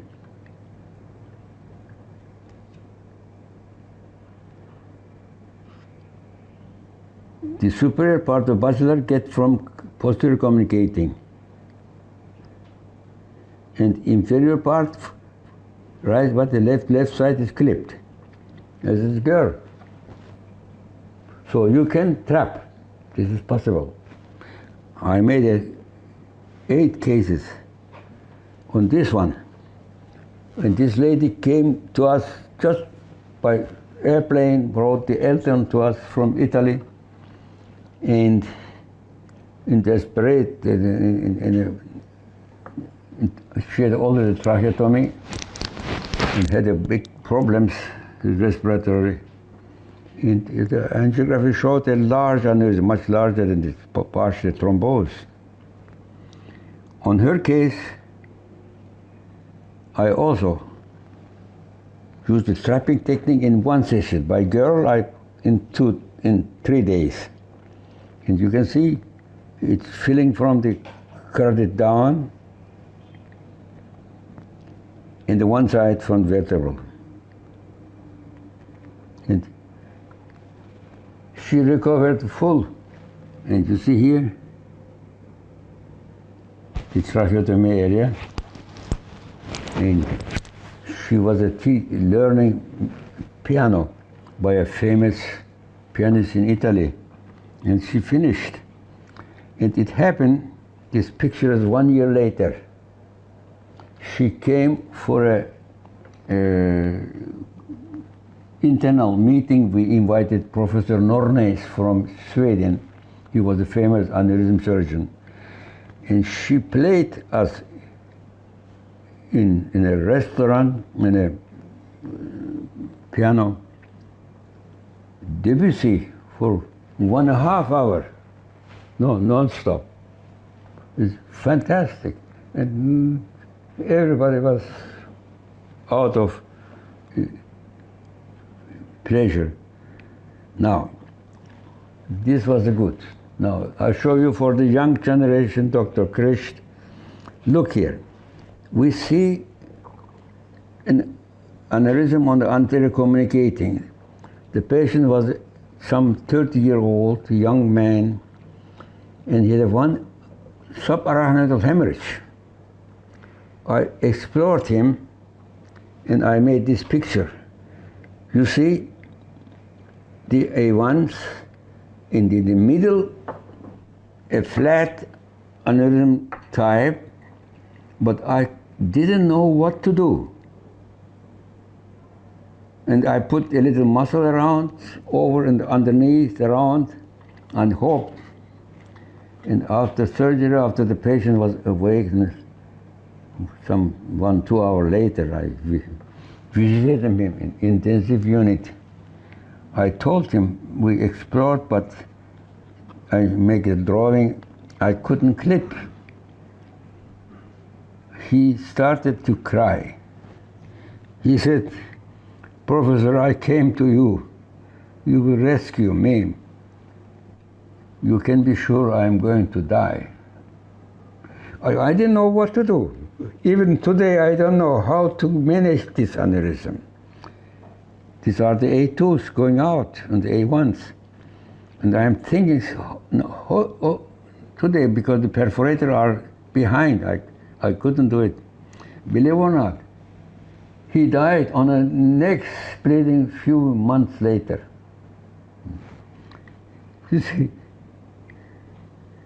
I suffer on this. Now, we show you a movie on operating room. Mr. Ali made this, my hydraulic chair, and how I am working with my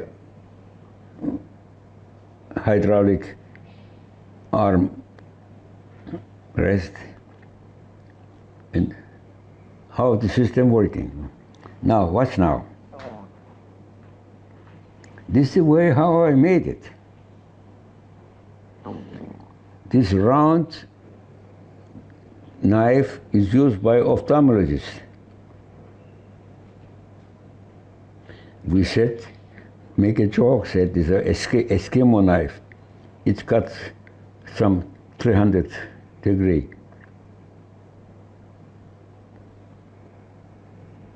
You see, we open the membrane, now we are coming down. You see, on the middle cerebral artery and the bifurcation, there's a bleb. He has everywhere small blebs. So after my observation of 3,000 aneurysms, I was convinced it is not the atherosclerosis or the weakness of the wall. It is for me the infection. Something happened to arteries, maybe weakness. You see?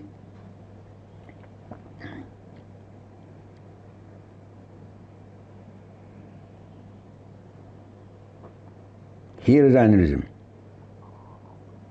Here, another aneurysm on the internal middle cerebral, proximal middle cerebral, and then also in the anterior caudal here, and posterior communicating. You see, everywhere small blebs.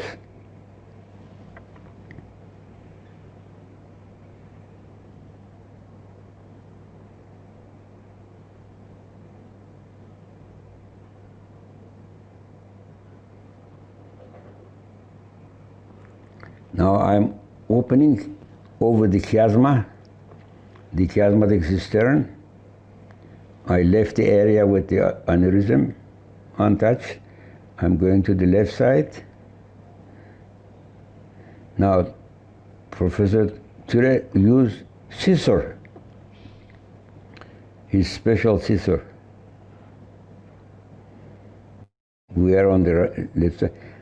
I clipped only one case, both sides internal carotid aneurysm on the bifurcation, and one case posterior communicating.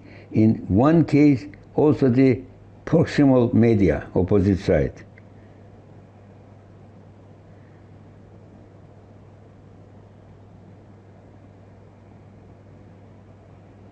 Here, the opposite side.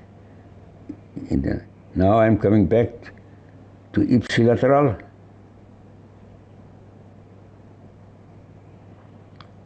Still dissecting the area. in the case, if something happened, I need to clip both carotid.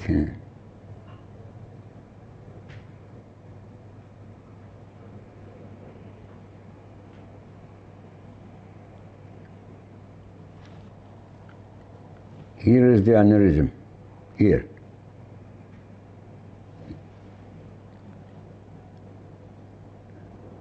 And here's another aneurysm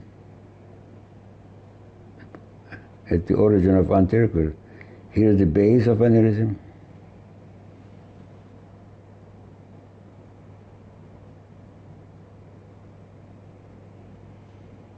I am looking whether Heubner artery is behind it. So I put the first initial clip. Watch now what will happen. So I like to dissect to see whether there is a Heubner artery behind the aneurysm.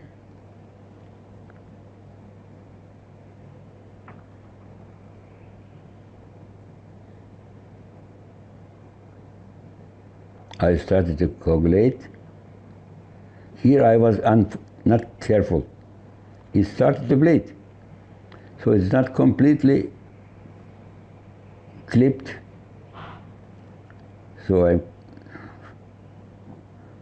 But to have the bipolar is important now. Second clip would be more dangerous for the Heubner.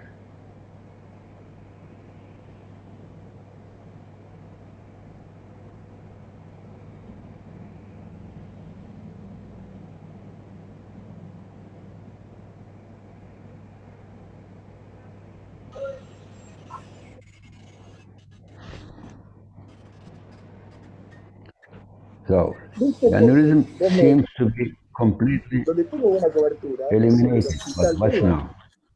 I'm coagulating now the small bleps.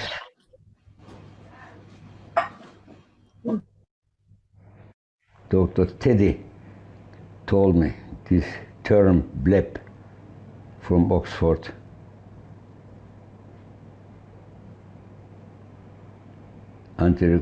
Posterior communicating.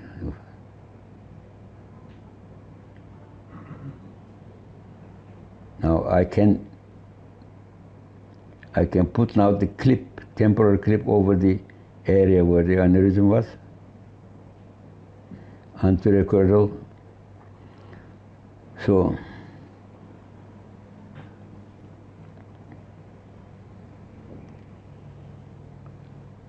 to be sure.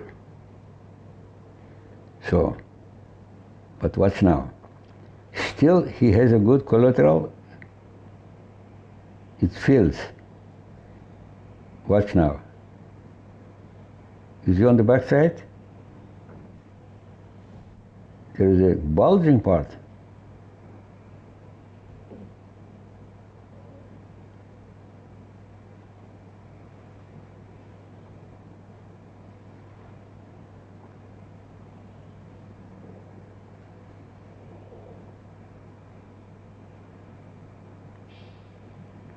It is pity we don't have a smaller head for this clip, but physically it doesn't work, smaller head.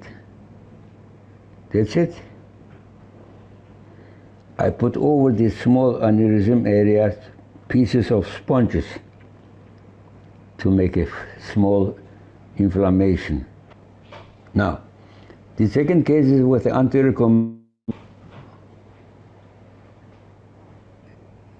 it was more challenging to open properly because it was more close. You see, I'm opening with the forceps.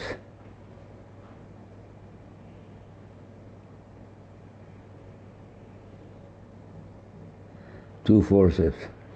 So, if you are at home with the cysternal system, then you have better judgment. At the beginning, you know it is strong, you have pull a little or a little more. So it is a feeling. Why I couldn't use, I use scissor, but if I, as you don't see the end of the scissor, you could cut an artery or vein, mostly vein, and this would be not good.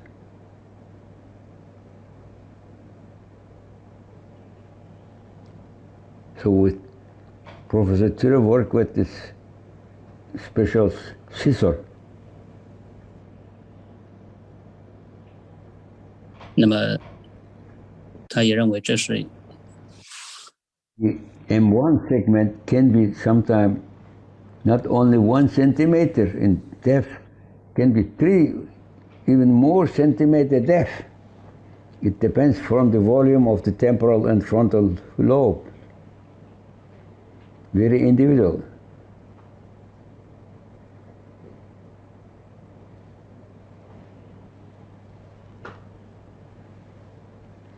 So, as a surgeon, or even you as an observer, you are inside of the brain.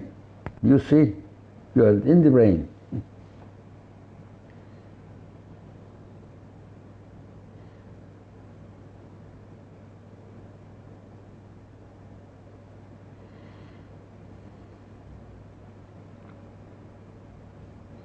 And we don't sacrifice any vein. You see, all these veins remains. We go around, we mobilize them. Nothing will happen if we sacrifice. But better, don't be aggressive. We have no right.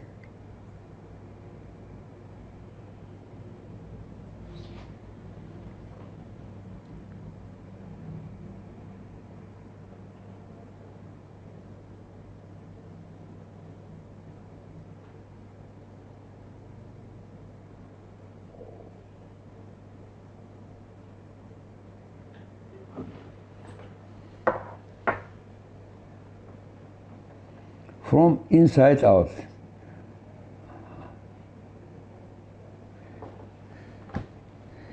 I'm funny in my association. I think to the orange slice. You can better open half, and then from inside outside. Not all the slides from outside in. This is not possible. Same here. You see, I entered some place, now I'm going down, follow from inside out.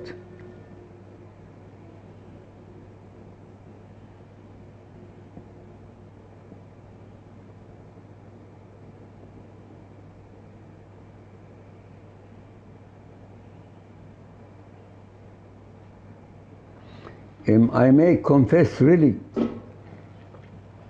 I never injured with the tip of the forceps any artery or vein. I don't like to say, hey, I'm good. I'm happy. My brain and hands work very well together. You develop for this fine feeling. Like the people who, after long exercises, they can play violin or a piano perfectly, and I am admiring to see their finger movements. Incredible how they touch quickly. Same. You must feel this. This is a dialogue with the tissue of the patient.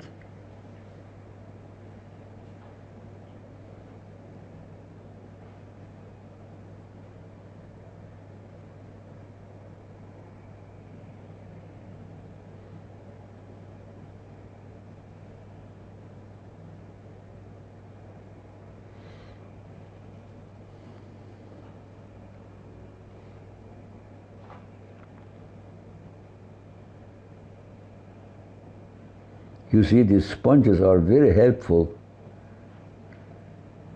They suck the fluid.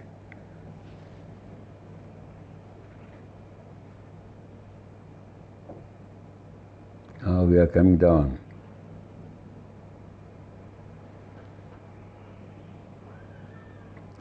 It takes time. It takes some time, believe me, 1 hour for this distance or more. Especially in cases they didn't have any bleeding or tumors, but the patients with the hypocampal sclerosis. I operated some 220 cases, half in Zurich, half in the United States. In these cases, it must be some meningitis happened. It's much more sticky. It's very difficult. It needs sometimes, believe me, 90 minutes to open this area. Naturally, not everybody has that much time. But if we don't do very good work, we spend later on more time because we made some mistake.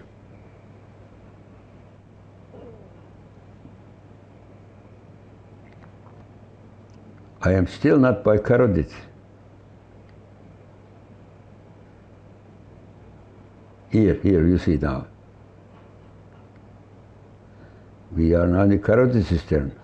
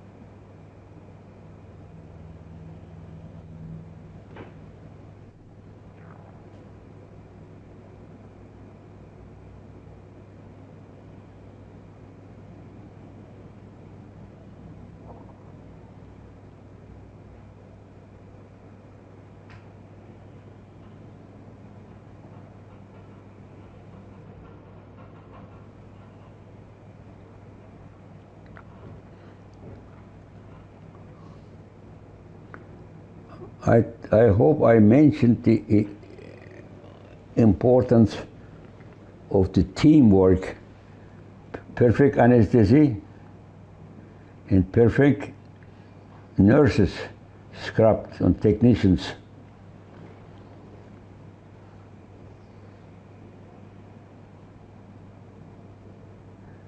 It is a teamwork.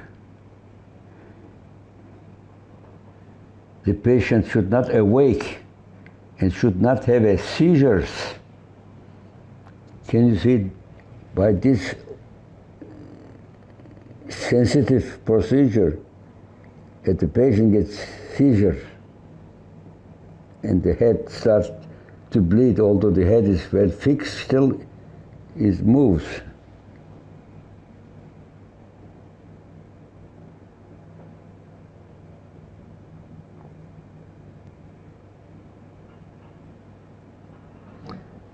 I forget to mention, from the frontopolar arteries at the base, there are in some cases smallest arteries going to the dura of tuberculum cellae, between two optic nerves. Now we are by carotid.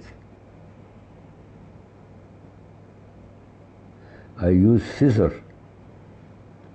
Here I see the end.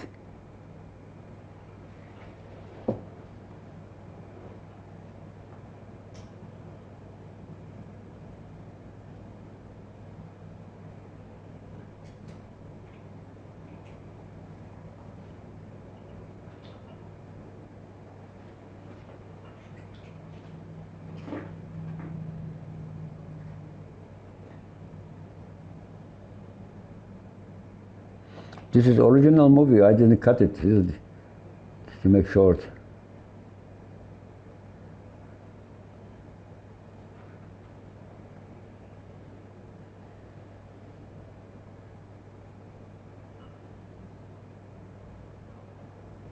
Now we are going over the midline to the left side.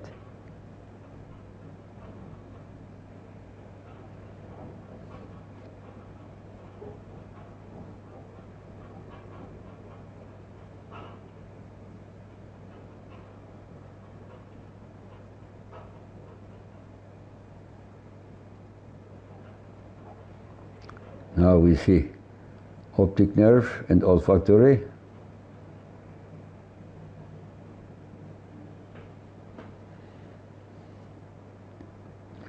One point I forget to tell is very essential. During surgery, we give to the patients per hour 50 milliliter fluid, not more. We don't give 1-2 liter, no. Few, because imagine in the morning everybody drinks 1 cup of a tea or cafe and stay well until 10 o'clock or 12. We don't need that much fluid if we are not living in these warm areas. So the patient don't need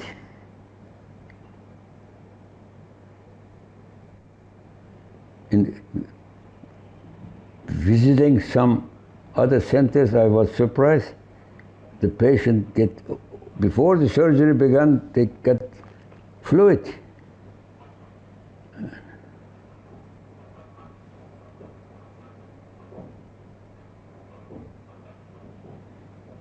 But our concept is here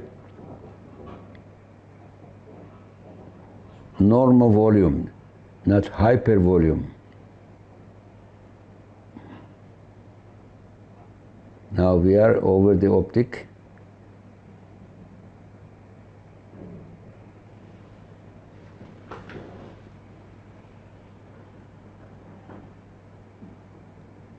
We are over chiasma.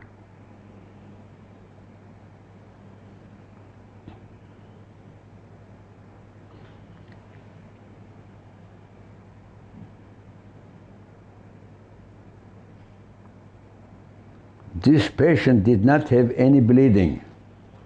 His symptom was headaches.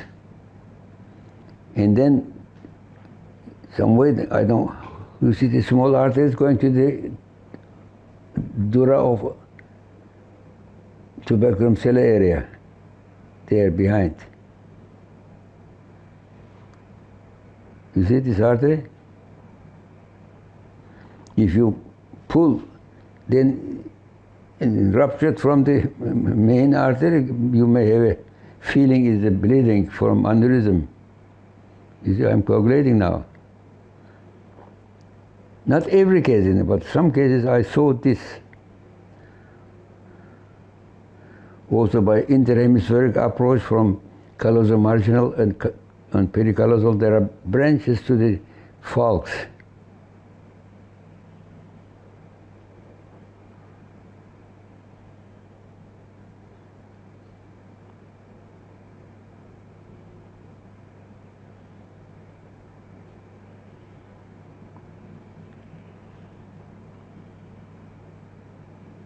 I am using scissor. I see here the end, okay. Now the opposite of optic nerve.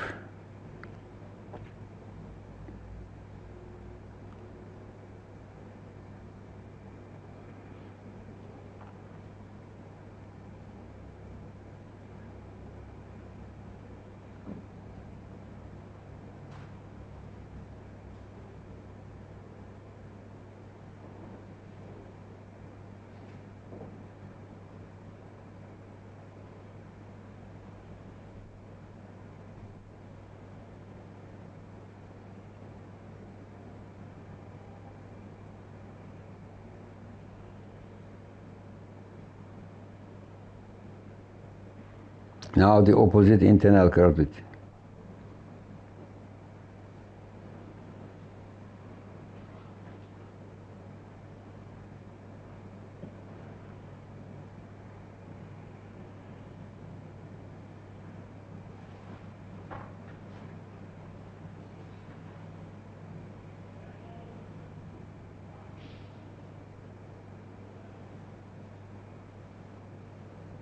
This is the A1 left side.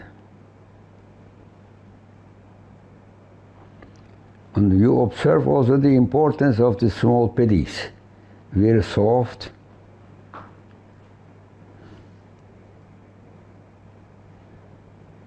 You can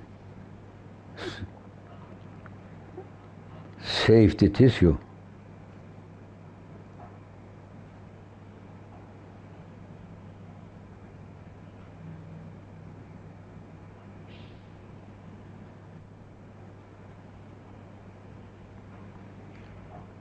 The arachnoidal cistern should be studied under microscope from surgical perspective.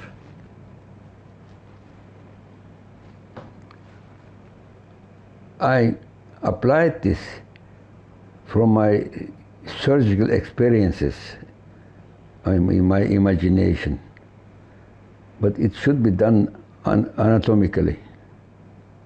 You see both A1.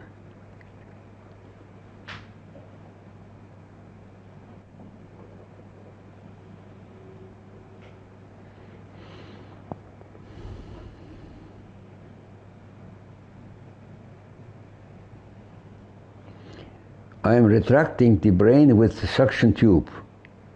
It is at the moment very low suction pressure.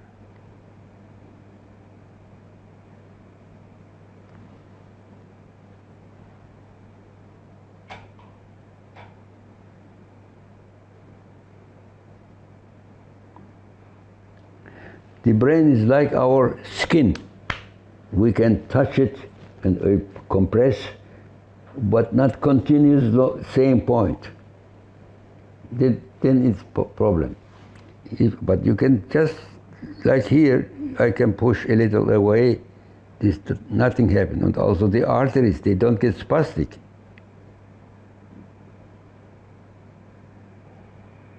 If you squeeze, then they will be.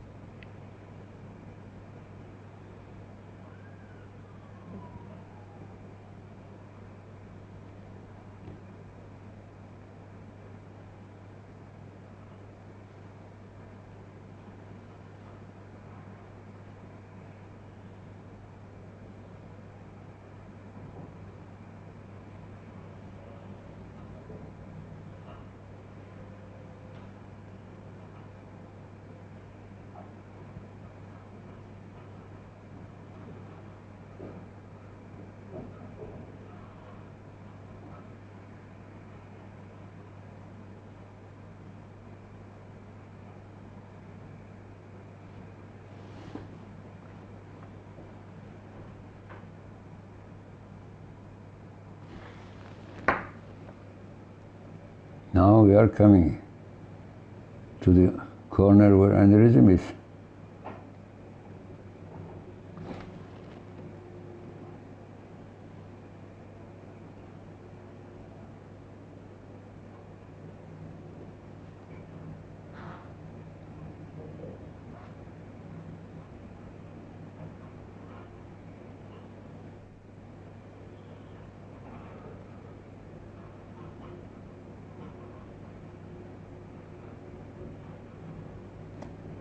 Here I saw the perforator underneath of anterior communicating, but I don't see here.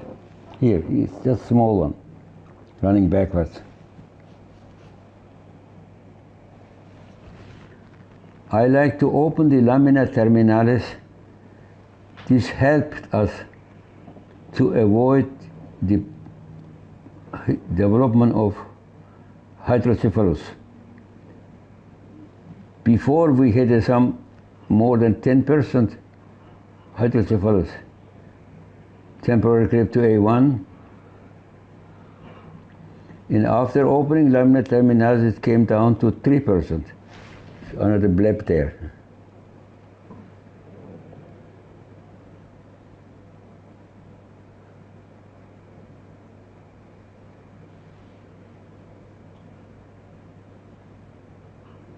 Aneurysm is more inferiorly turned.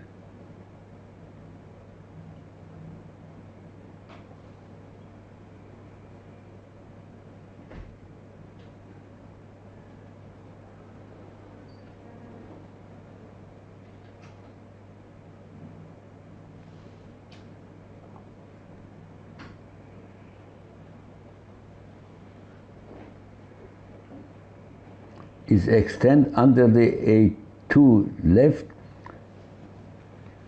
laterally.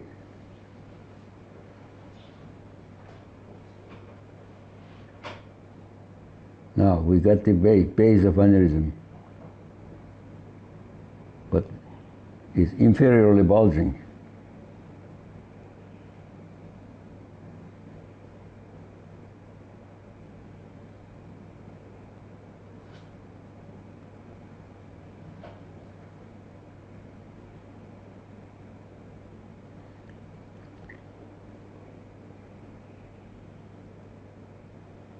This is the first clip, initial clip.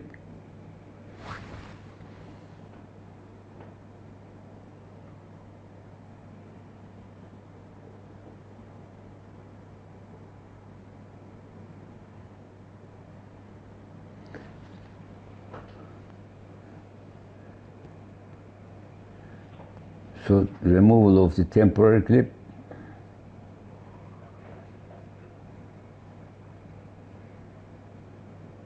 Again applying after few minutes, and then see what we can do more. There is more aneurysm there.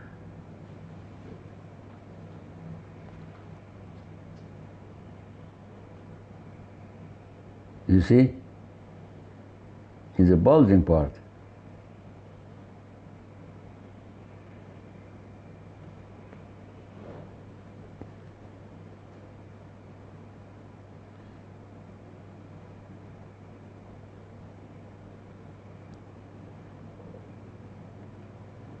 In this case, the perforators are more on the right side, down, perpendicular. I may show you later.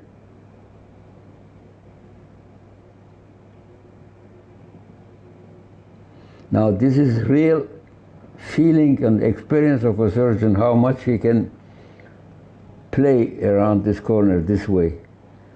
Push and pull. Now watch now what I am doing. I am pulling a little up.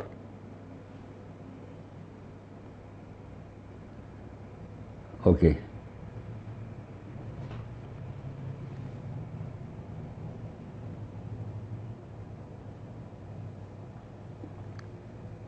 There, pay attention, anterior communicating, there are perforators. This papaverin application.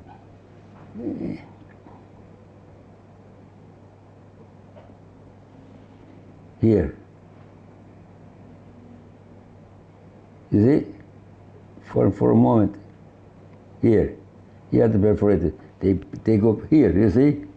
These are the perforators. You see?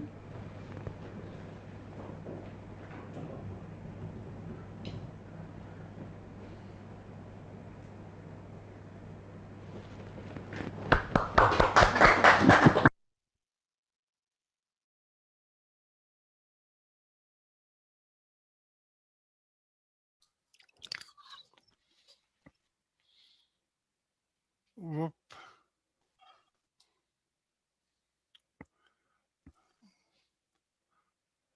Okay, we lost the audio there, Ben.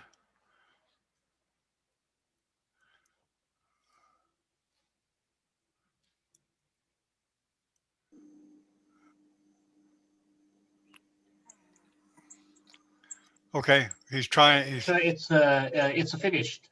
Oh, okay. Okay, very Yeah, good. yeah, yeah. The audio was stopped. Yes. Okay, very good. Thank you very much, Ben. Thanks for taking the time to translate to the community of neurosurgeons in China. Okay, thank you. Okay. We'll open for comments or questions of Juha or Ben about the teachings of Dr. Yasargil. I remain always grateful for him because he's a great hero and founder of all the microneurosurgery. All the neurosurgeons in the whole world are his students, actually. Everything what you are doing also in China is coming from him. Now, he spent some time in China, correct? Visited. Oh, just visited. Oh, okay. Okay. More comments? Or go ahead, Harshad. Welcome. Welcome. Hi, John. How are you? Good. Great. Yes, Professor Juha and Professor Binzu. Excellent presentation again by the master of neurosurgery, one of the giants under this planet we have seen. I have been privileged to be visiting his center in 1991 and saw him live to do all these surgeries. Amazing technology and unbelievable dissections which he does. His laboratory is superb.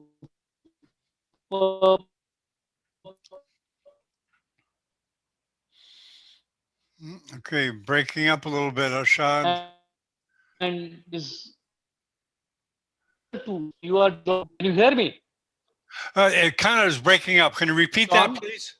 Yeah, it was kind of breaking up a little bit. Can you repeat it? Yeah. Yes, I can hear you. Yeah, can you repeat what you just said? John. Yeah, I didn't hear you very well. I said I was privileged to be visitor at Professor Yasargil Center in Zurich in 1991. Okay. And at that time he was at his peak and amazing number of surgeries he was doing. And we were privileged to learn a lot from him.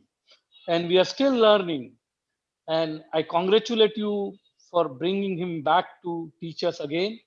An amazing technique to dissect the aneurysms and to the Sylvan Fisher. So patiently he dissects. Something treat to watch. We will definitely love to see him again and again. Great. Thank you, John and Professor Juha. You are doing a wonderful job to teach us. Thank you. We are enlightened. Thank you. Hello, Ming. Thank you, Professor Juha. Hello, Ming Lee. How are you today? I'm good. Hello, John. It's a nice presentation. Yeah, can you introduce yourself, Ming? And if you have any comments, you're welcome to make them. I think this lecture is very excellent.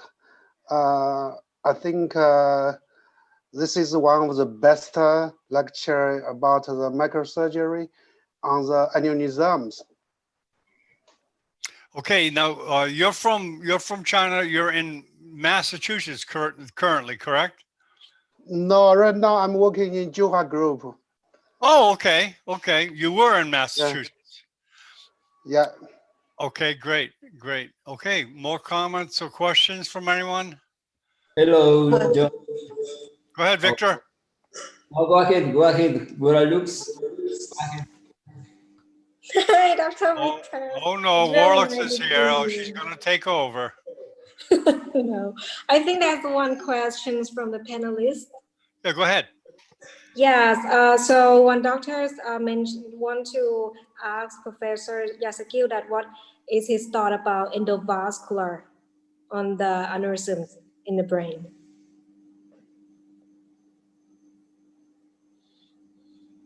Is that directed to you, huh?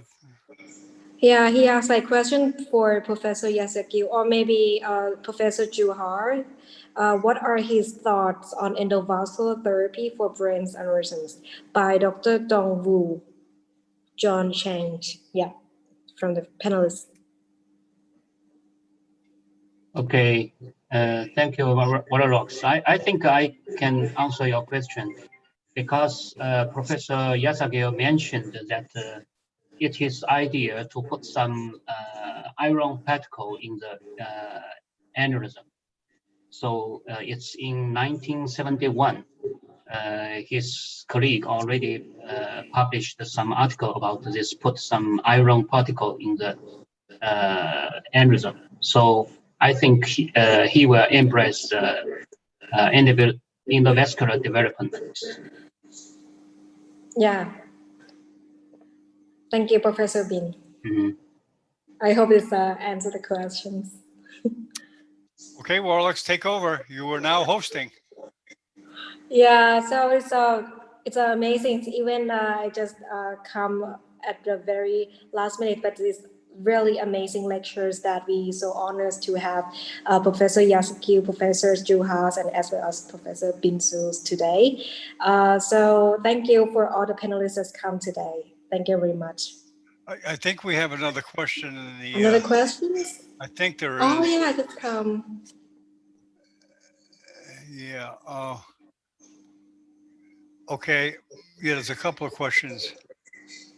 Matthias, do you see the Matthias questions, Warless? Oh, it's have to. Yeah.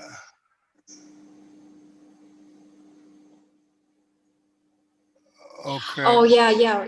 From the questions from Dr. Matthias Costa, he asked how often you need to sacrifice bridging veins in the cilium cistern when opening it up, and if you need to sacrifice, how do you define which one is feasible to be sacrificed and which one isn't? So yeah, when we do the cilium cisterns openings, and he asked like when that we consider to sacrifice the bridging veins. Yeah. Actually, Professor Yasargil already mentioned that he will try his best to protect any bridging vein. Even sometimes he thinks it's sacrificable, but he always try his best to protect it. Yeah. He already mentioned and insisted in his presentation. Okay. Thank you, Professor Binsu. So I hope it's an answer for Dr. Matthias.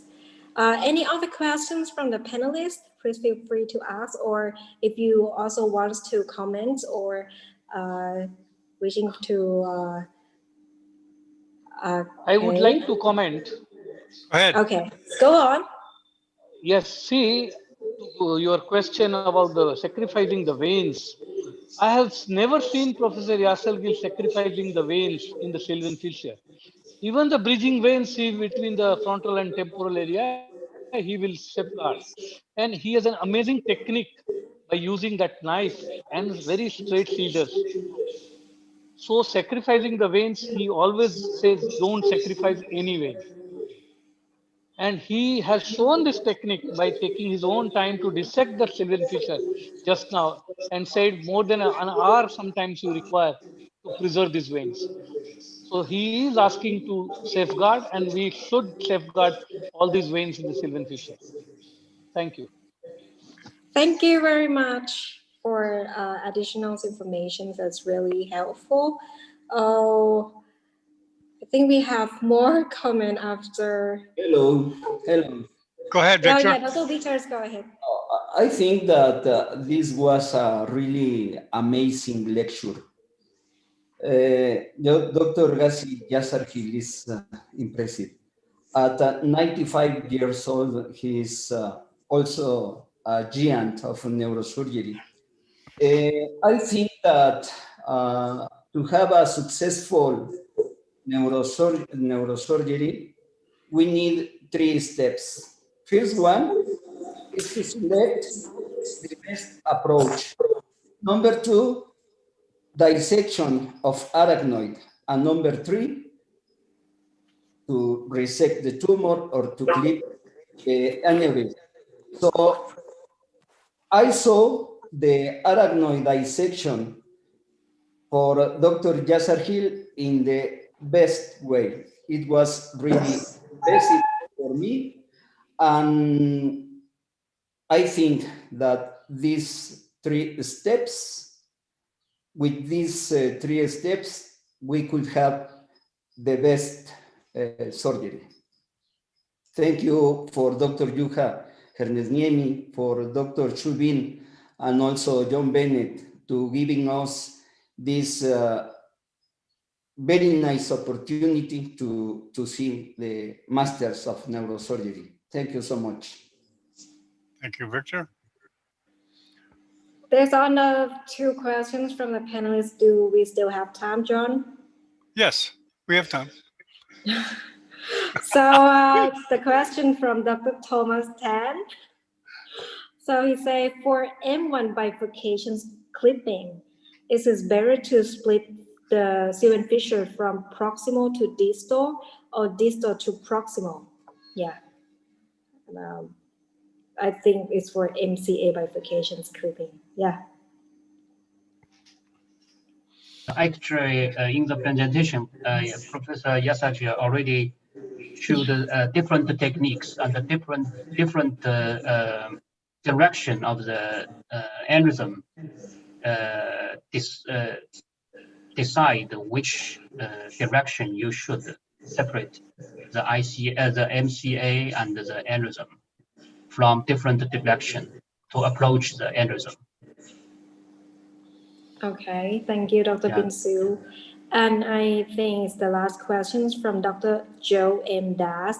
So he asks about, would you prefer opening the lamina terminalis during all aneurysm surgeries? If not, what is the indications? Yeah, to be I open it up. Dr. Binsu again. Okay. Professor Yasargil mentioned that in some hemorrhagical cases, he preferred to do the opening the lamina terminalis, so it can decrease hydrocephalus from about 10% to 3%. Yeah, can I like decrease. to do. I like to do it too when I do aneurysm surgery. If it's not I am opening always lamina terminals in acute cases. Yeah. You hear me? Yeah, we can hear you. Yes. I'm always in acute cases, which are many, because we made acute surgery in ruptured aneurysm. I open always lamina terminals instead of EVD. Go directly to lamina terminals, then you get space, and you can also put catheter inside the ventricle. About the Sylvian fissure opening, I began already as young neurosurgeon. I began to open distally the Sylvian fissure to go to middle cerebral artery aneurysm. So I didn't understand why you go first down and then you come back. So I began to do from distal. I have continued, so it is maybe 2,500 MC aneurysm. So always going distal here. And then for the 3 steps of Victor Hugo Perez, I would add the positioning is the most important thing. Positioning before approach. Positioning you should do yourself. Otherwise, you don't know exactly. When you position the patient for the operation, then you think how the aneurysm or lesion is there inside, and you can tailor the head position. So this is extremely important. For me, I've never operated on any case without positioning myself. So this is what I wanted to add. Yeah. Thank you, Professor Juha. Yeah, we have another question from the panelists.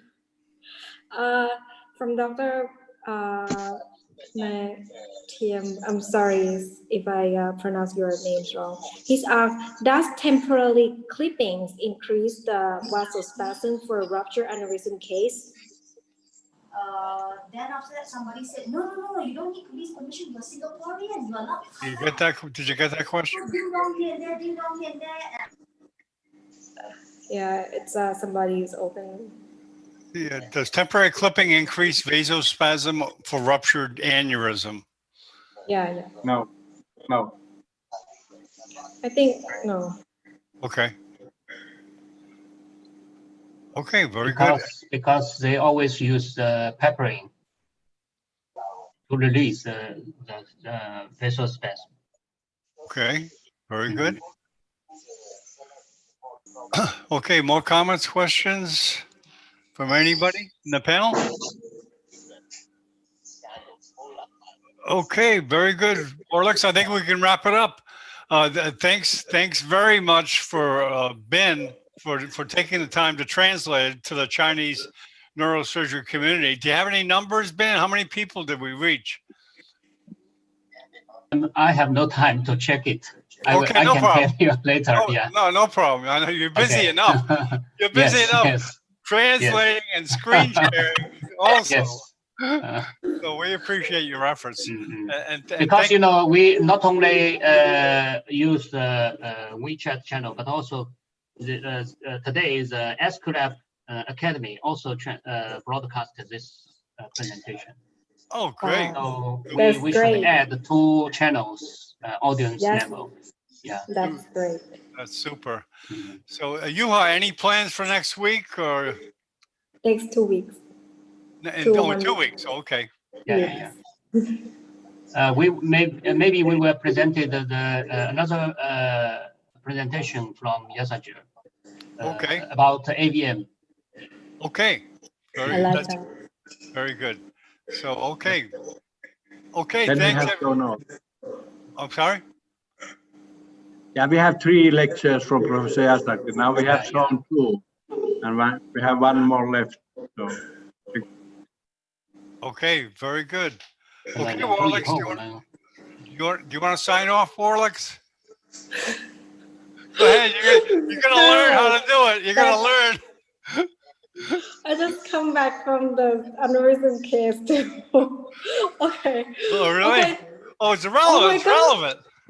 That's so amazing number. Yeah, it's like learn a lot. 11,000, nearly 12,000. Wow. All right, way to go.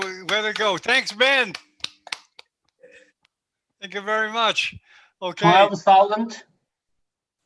Okay, great. Unbelievable. I like that. I like that number. Okay. Okay, great. Thanks, everybody. Thank you. Amazing. Thank you very much. Have a good night or morning. Everybody for coming. Thank you, everybody. Thank you, everybody. Amazing. Thank you. Okay, we're off the air. Exciting.